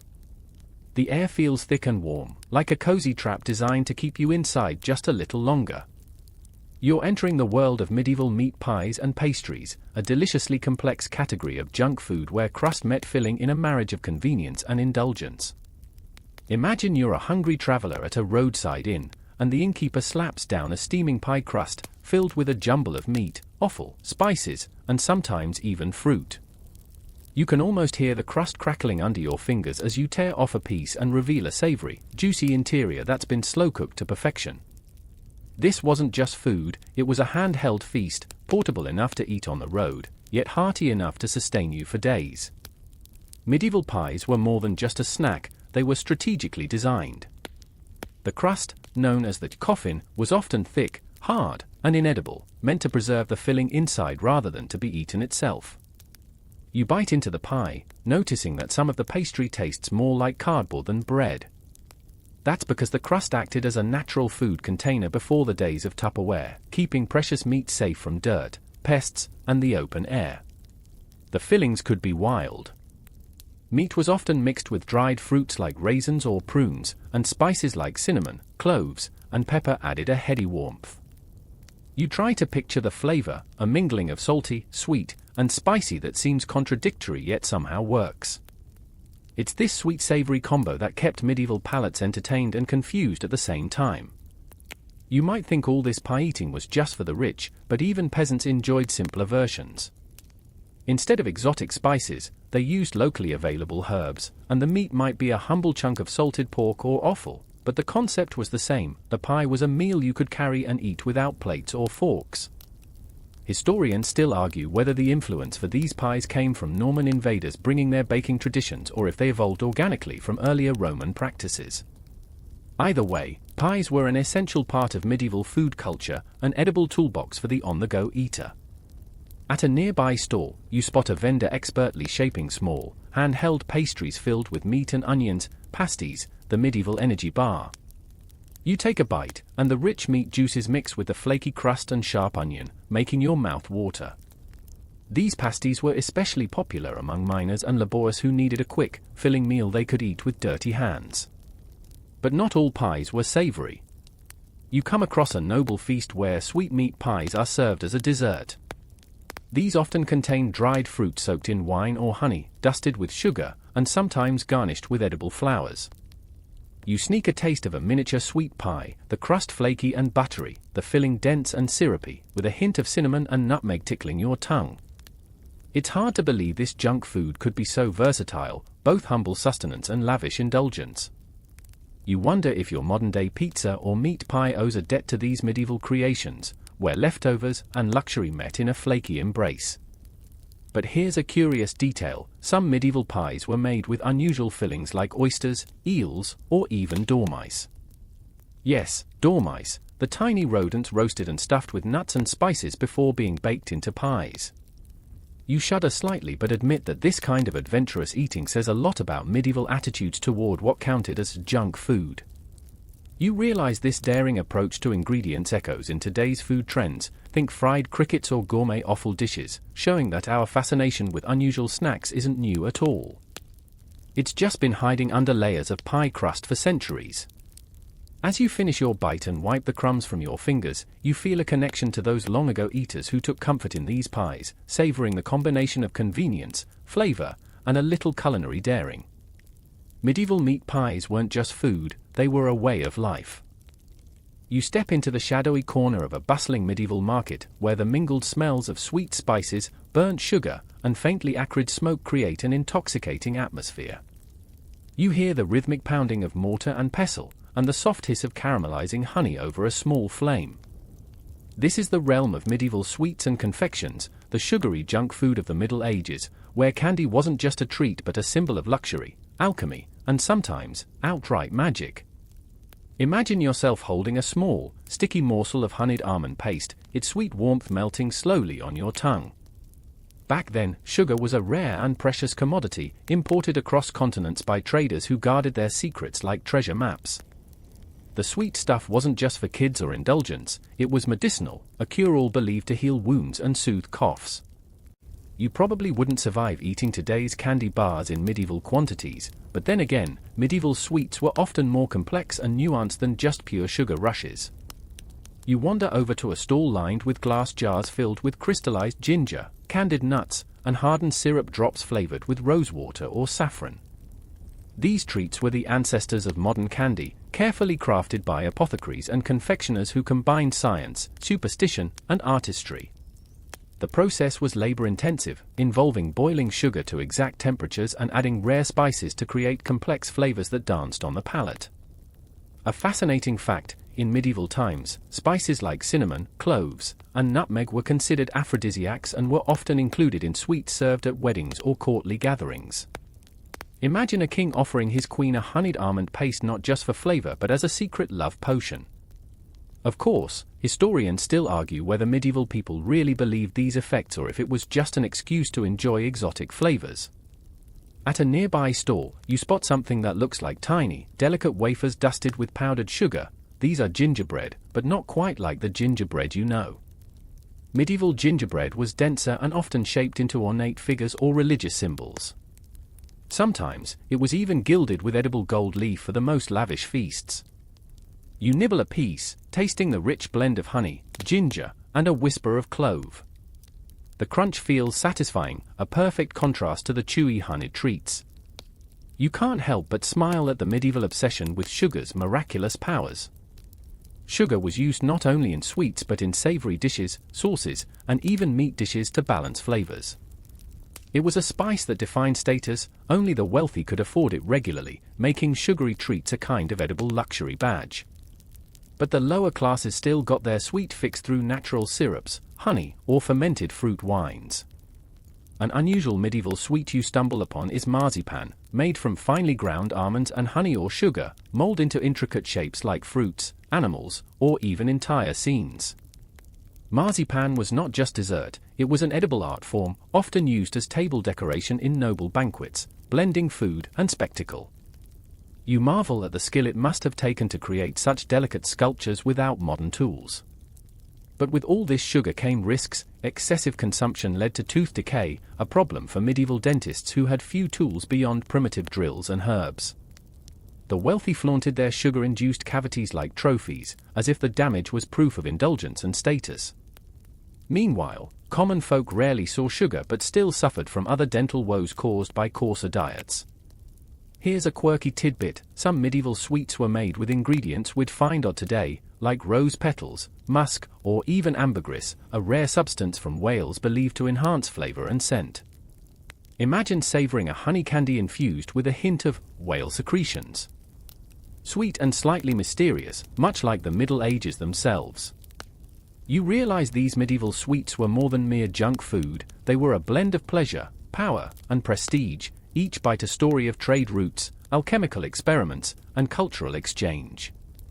You tuck a piece of candied ginger into your pocket, a small reminder of how far sweets have come, and how much we owe to the medieval confectioners who first dared to turn sugar into magic. As you step back into the cool evening air, the last sweet notes linger on your tongue like a whispered promise. The medieval world might have been rough and risky, but their sweets? Absolutely worth savoring. You step into the dim glow of a medieval tavern, the flickering candlelight casting long shadows on rough wooden beams overhead. The thick scent of stale ale, smoke, and sweat hangs in the air, a reminder that this isn't a five-star dining hall, but the lively heart of everyday medieval life.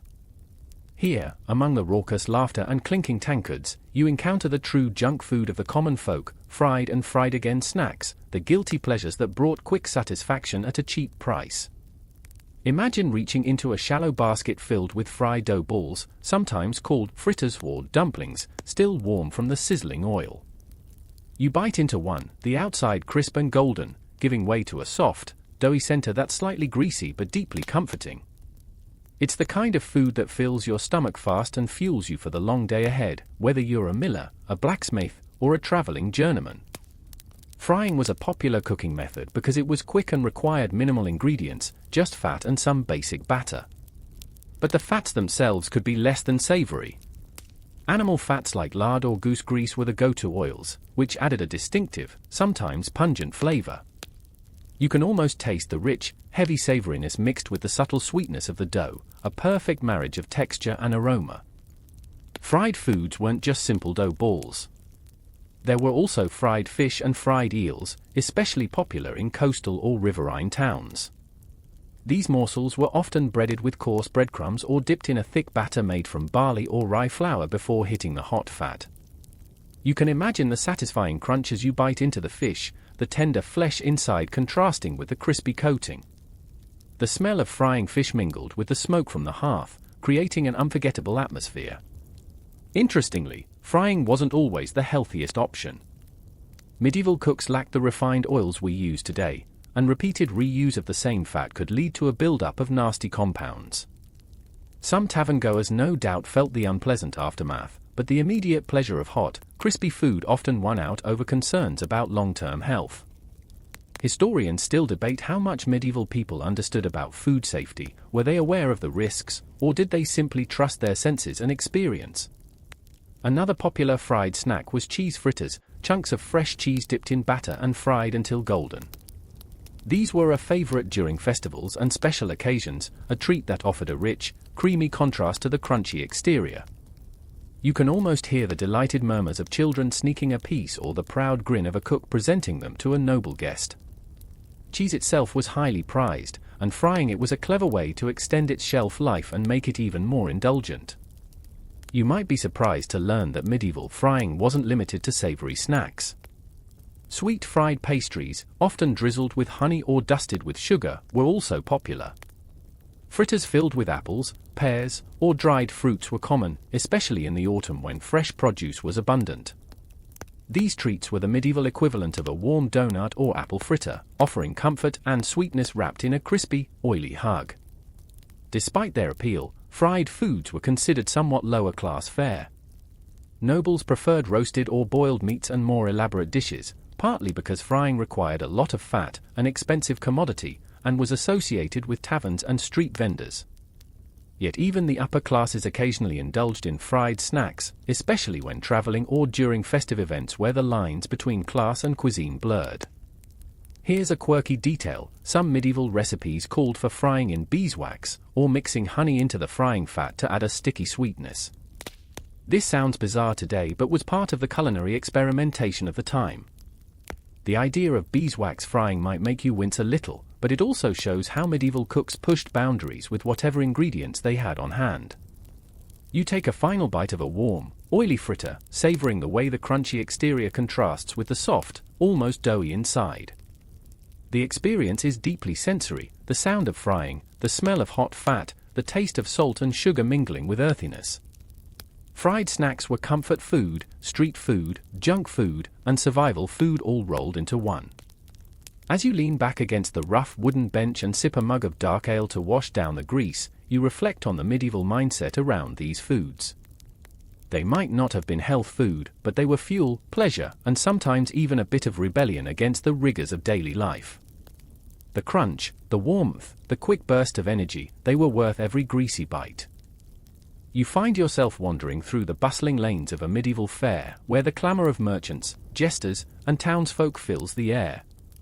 The smells here are a dizzying mix: burnt sugar mingling with roasted meats, fresh bread, and, unmistakably, the sweet, yeasty aroma of freshly baked breadsticks and twisted pastries.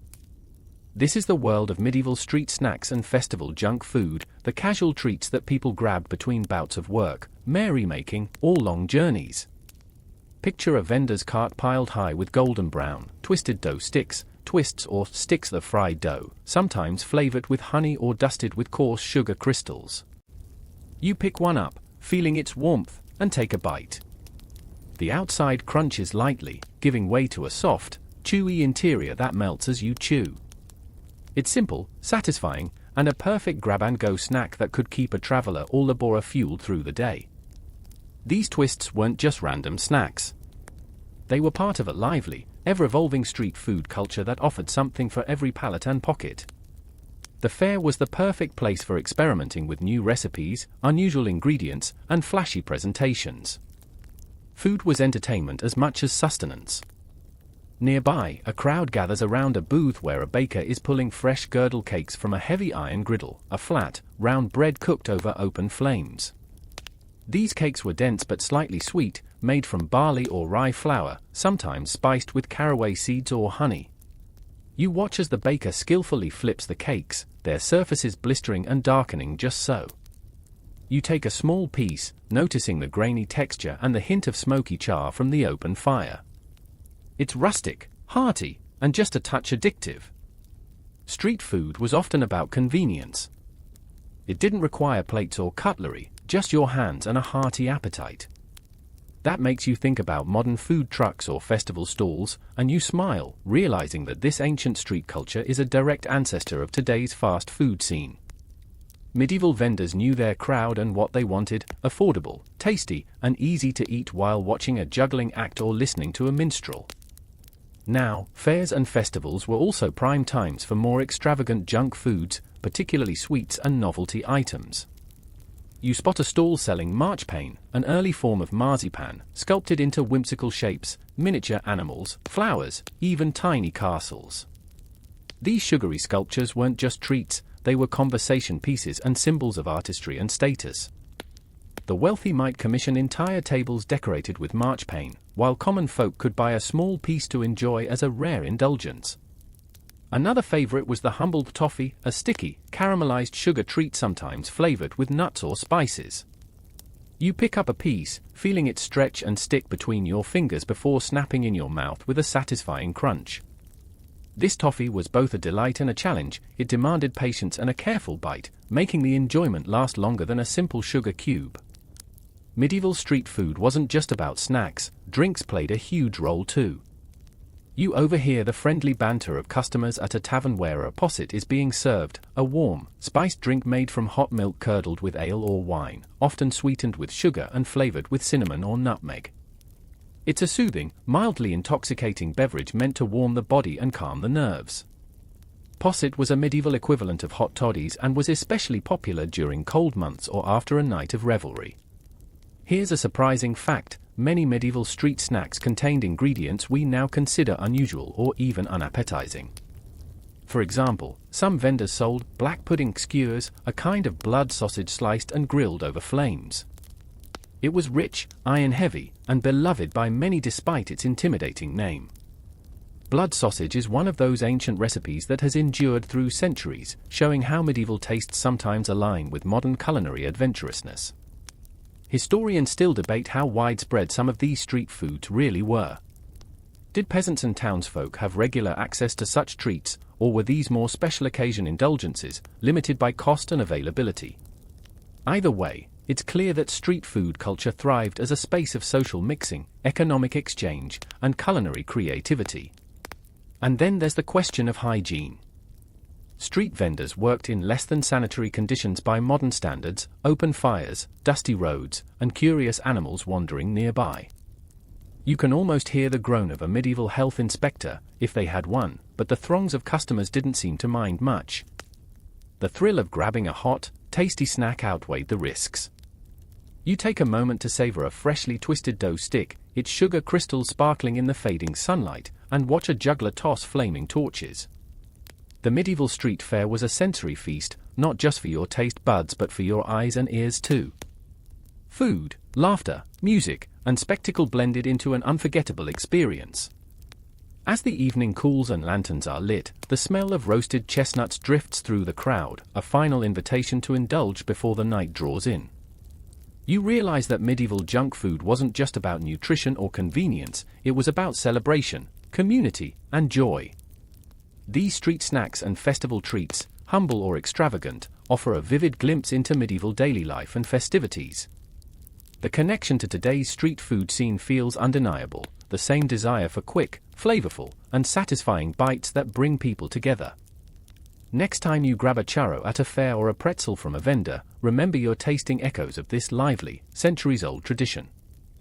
You step into a grand medieval kitchen, a vast chamber buzzing with activity, hearth fires crackle, cauldrons bubble, and the rich aromas of roasting meat and spices fill the air. Here, behind the polished wooden tables and copper pots, lies the hidden world of medieval junk food in noble and royal courts, where indulgence was a performance, and every bite a statement of power, wealth, and sometimes, eccentricity. Imagine yourself as a guest at a lavish banquet, seated beneath grand tapestries and glittering chandeliers. Before you, the feast begins, not just with fresh meats and seasonal vegetables, but with a parade of snacks and small foods that might seem surprisingly familiar. This is junk food for the elite, rich, ornate, sometimes utterly bizarre, but always designed to impress and satisfy. First, there's the sippets, small toasted bread cubes soaked in richly spiced sauces or drizzled with honey. They crunch as you bite, delivering bursts of flavor from cinnamon, saffron, or a tang of vinegar.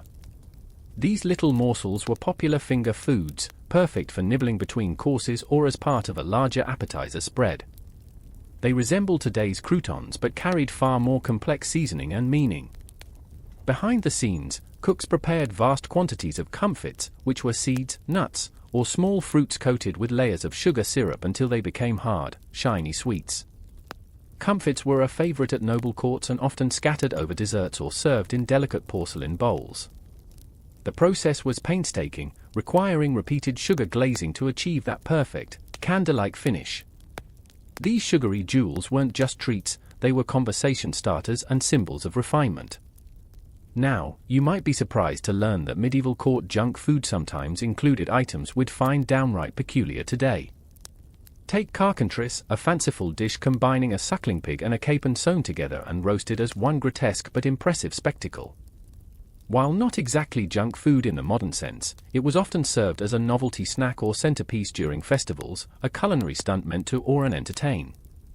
Historians still argue how often such extravagant displays were actually served versus being the stuff of legend. Then there's the curious phenomenon of subtleties or entremets, elaborate, often edible table decorations and small dishes served between courses. Some subtleties were sweet, some savory, but all were designed to dazzle guests visually and gustatorially. Imagine biting into a small pastry shaped like a castle turret or a sugar sculpture of a mythical creature, each bite blending art and indulgence. Nobles saw eating these as both pleasure and status performance, a way to display their wealth and sophisticated taste. Sweet treats in the court were never merely about sugar, they were infused with exotic spices like cinnamon, nutmeg, and long pepper, all imported at great expense. These spices transformed humble ingredients into luxury goods. The lavish use of spices was as much about flaunting global connections and power as it was about flavor. You can almost taste the exotic warmth wrapping around honeyed fruits or sugar-glazed nuts. The royal kitchen also crafted marchpane, the luxurious almond paste we met earlier, but here it took on a new level of artistry and symbolism. Marchpane figures could be gilded with edible gold leaf, painted with vivid natural dyes, and arranged in miniature tableaus telling stories of legends or politics. These edible artworks were sometimes gifted as tokens of diplomacy or prestige. Imagine the delicate pleasure and the subtle messages behind each bite. Noble junk food also had its less glamorous side. The rich often indulged in fried pastries soaked in lard or butter, heavily sugared, and sometimes flavored with rosewater or ambergris, a rare scent secreted by Wales, prized for its mysterious aroma. These sweets were decadently heavy and could easily overwhelm modern palates. The excessive richness often led to digestive troubles and the infamous ills of the belly, a polite term for the discomfort that came with too much indulgence. Here's an intriguing fringe tidbit. Some noble banquets included hippocras, a spiced wine sweetened with sugar and honey, served warm as a digestive or aperitif. Hippocras was a favorite medieval junk drink, balancing sweetness, spice, and alcohol in a cozy blend. You can almost feel the warmth spreading through your chest as you sip, a gentle buzz settling in with the spice's tingling heat. But not all junk food at court was sweet. Savory snacks like stuffed pigeons or quails wrapped in bacon, tiny meat pies, and cheese-stuffed pastries were also popular. These bite-sized morsels were easy to eat during lengthy feasts and often seasoned with powerful herbs like sage and thyme to stimulate the appetite. They reflected a medieval belief that food should both nourish and invigorate the body for long evenings of eating, drinking, and socializing. You might wonder how medieval nobles balanced these rich snacks with the need to maintain their health and appearance. The answer lies in a curious medieval health theory called the four humors, which governed diet and lifestyle. Nobles often consulted physicians who advised moderation and specific food combinations to balance hot, cold, wet, and dry humors. Despite their best efforts, overindulgence was common, and illnesses linked to diet, like gout and obesity, were widespread. Historians still debate whether medieval medicine truly influenced eating habits or was mostly ignored in favor of pleasure.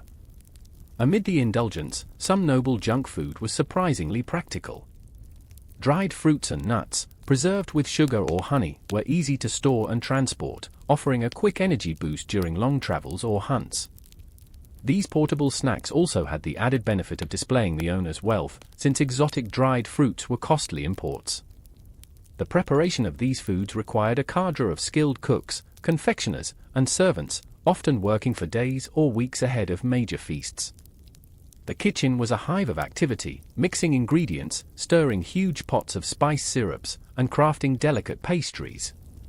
You can almost hear the clatter of knives, the sizzle of fats, and the murmurs of cooks as they measured spices by handfuls, all under the watchful eye of the head chef or steward. What strikes you most about court junk food is how deeply it intertwines with medieval culture, its politics, its social hierarchies, its rituals. Every bite is loaded with meaning, every dish a statement. Junk food here is not merely indulgence but a language of power, spectacle, and identity. As you recline after this imagined feast, your senses full of rich flavors and exotic aromas, you realize how medieval noble junk food, in all its opulence and eccentricity, paved the way for many modern culinary traditions. From petit fours to elaborate desserts, from savory canapés to spiced wines, today's gourmet snacks owe a hefty debt to these medieval origins. So, next time you enjoy a bite-sized appetizer or a fancy pastry, remember, you're tasting history, a complex, sometimes contradictory past where junk food was as much about survival and status as it was about pleasure. The night deepens, and you're settling into the quiet corners of a medieval village tavern, where the hearth glows low and the murmurs of tired travelers blend with the crackle of firewood. Here, in this dim warmth, the story of medieval junk food reaches a kind of bittersweet finale, the twilight of an era where old tastes and new challenges collide, and the legacy of these foods begins to ripple into the future. By now, you've journeyed through bustling market stalls, festive fairs, noble courts, and humble hearths. But what happens when the medieval period starts to give way to early modern times? How does the junk food you've come to know adapt, survive, or fade away? Let's start with the everyday realities that medieval people faced when it came to eating what we'd call junk food. Food preservation was still a big challenge. Without refrigeration or modern packaging, leftovers could spoil quickly, and many snacks were made fresh daily or else heavily preserved. Salt, vinegar, honey, and smoke were your best friends here, holding back the relentless march of bacteria. Yet, that same reliance on preservation meant junk foods were often dense with salt or sugar, both effective at keeping foods edible but not so great for health. Imagine eating a honeyed cake dripping with sugar, only to wash it down with a thick, salty meat broth. This contrast was common but could wreak havoc on digestion, especially if your daily diet was otherwise limited. Medieval doctors and healers frequently warned against overindulgence, especially in these rich, sweet, or fried foods. They believed that excess led to imbalances in the body's humors, too much heat or moisture could cause diseases or melancholy. Yet, for many, the pleasure and social significance of junk food outweighed these warnings. You might chuckle, thinking about the medieval equivalent of your friend who can't resist the office donut tray, no matter what their doctor says. Interestingly, some foods we now classify as junk had medicinal reputations back then. Take gingerbread, for example, a sweet treat flavored with ginger and other warming spices. Medieval people believed ginger was good for digestion and circulation, so gingerbread often doubled as a kind of edible medicine. There's still debate among historians whether gingerbread was mostly a festive luxury or a daily snack with health benefits. On a grander scale, the social role of junk food continued evolving. As towns grew and trade expanded, new ingredients from far-flung places began arriving: sugar from the Mediterranean, exotic spices from Asia, dried fruits from the Middle East, and even chocolate, which would only arrive in Europe later but started to influence tastes and recipes in the early modern period. These new ingredients enriched the junk food landscape but also created new tensions. Sugar, once a rare luxury, gradually became more common but also more controversial. Its addictive sweetness was sometimes linked to moral warnings: too much sugar could supposedly inflame the passions or weaken the body. Religious leaders and moralists often preached moderation, warning that indulgence in sweets was a sin of excess. The rise of guilds and food regulations also changed the junk food scene. Bakers, confectioners, and street vendors often had to navigate complex rules about ingredients, prices, and hygiene.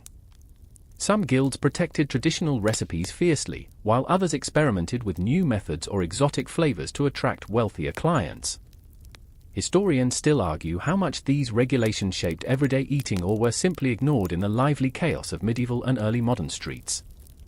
You can almost hear the shouts of vendors in early city squares, hawking their latest creations: spiced pastries, sugared almonds, roasted chestnuts, and fiery meat pies. These foods were the medieval equivalent of today's comfort snacks, affordable, flavorful, and deeply embedded in the social fabric. But there's another side to this story: the dangers and darker legacies of medieval junk food. Lead poisoning, anyone? Yes, lead was often present in cooking vessels, sweeteners like lead-based sugar syrups, and even wine sweetened with lead acetate, infamously called sugar of lead. This toxic exposure could cause serious health problems, especially in the wealthy who indulged in lavish feasts. Add to that the use of questionable additives like crushed insects for color, and you begin to see how medieval junk food could be both a delight and a hazard. Still, people ate with gusto, trusting tradition, taste, and the occasional herbal remedy to keep them safe. And what about the common folk? Their junk food choices often hinged on availability and cost. Dry breadcrumbs, fried or baked until crunchy, were a staple snack. Roasted grains, nuts, and honeyed fruits offered sweetness and energy but were luxury items for many. Remember that mysterious plum cake or figgy pudding from earlier sections? Those two were prized delicacies on special occasions. Medieval junk food wasn't static. It reflected the shifting tides of politics, economics, exploration, and culture. The Black Death, for instance, radically changed food production and consumption. Labor shortages led to innovations in baking and farming, which in turn influenced what kinds of snacks people could afford or enjoy. By the end of the medieval era, tastes were beginning to shift. New cooking technologies, improved sugar refining, and global trade routes introduced ingredients that would forever alter junk food's course. Early modern cookbooks began to document recipes for confectionery, pastries, and spiced treats that would evolve into the desserts we know today. As you let these thoughts settle, you realize the profound paradox of medieval junk food. It was at once primitive and sophisticated, nourishing and hazardous, simple street fare and grand spectacle. It tells us much about human nature, our endless search for pleasure, comfort, and identity through food. So, as you tuck yourself in tonight, imagine biting into a honeyed pastry, smelling cinnamon and clove, hearing the distant laughter of a festival, or the quiet murmur of a noble feast. You're tasting history, imperfect, messy, and utterly human. And with that, your journey through the fascinating world of medieval junk food comes to a gentle close. Thanks for wandering these winding paths with me. The fire's glow dims now, and the echoes of medieval kitchens, bustling markets, and grand feasts begin to fade into the quiet night. You're nestled in a soft cocoon of warmth and calm, the world outside slipping away as the gentle rhythm of your breathing slows. The scents of honey, spices, and roasted nuts linger faintly in your imagination, mingling with the faint hum of a distant hearth. It's strange to think how something as simple as a sweet pastry or a crunchy bread cube can carry so much history, so many stories of people long gone, living lives both very different and surprisingly like our own. Medieval junk food wasn't just about filling hungry bellies, it was about connection, comfort, celebration, and even survival. Each bite held a world of meaning, wrapped in the textures, colors, and flavors that told tales of trade routes, social rituals, and the human desire to indulge. As you let your thoughts drift, remember that history isn't just facts and dates, it's a living tapestry woven from the everyday moments that shape us. The pleasures and pitfalls of medieval treats remind us that food has always been more than fuel, it's a language of culture, identity, and memory. So, breathe slowly, feel the weight of the day soften, and let your mind wander through the candlelit halls and smoky kitchens of the past. You've traveled through centuries tonight, tasting a world far away yet connected to your own. Now, rest easy, knowing that these stories will be here whenever you want to return. Sleep well, dream gently, and until next time, sweet dreams.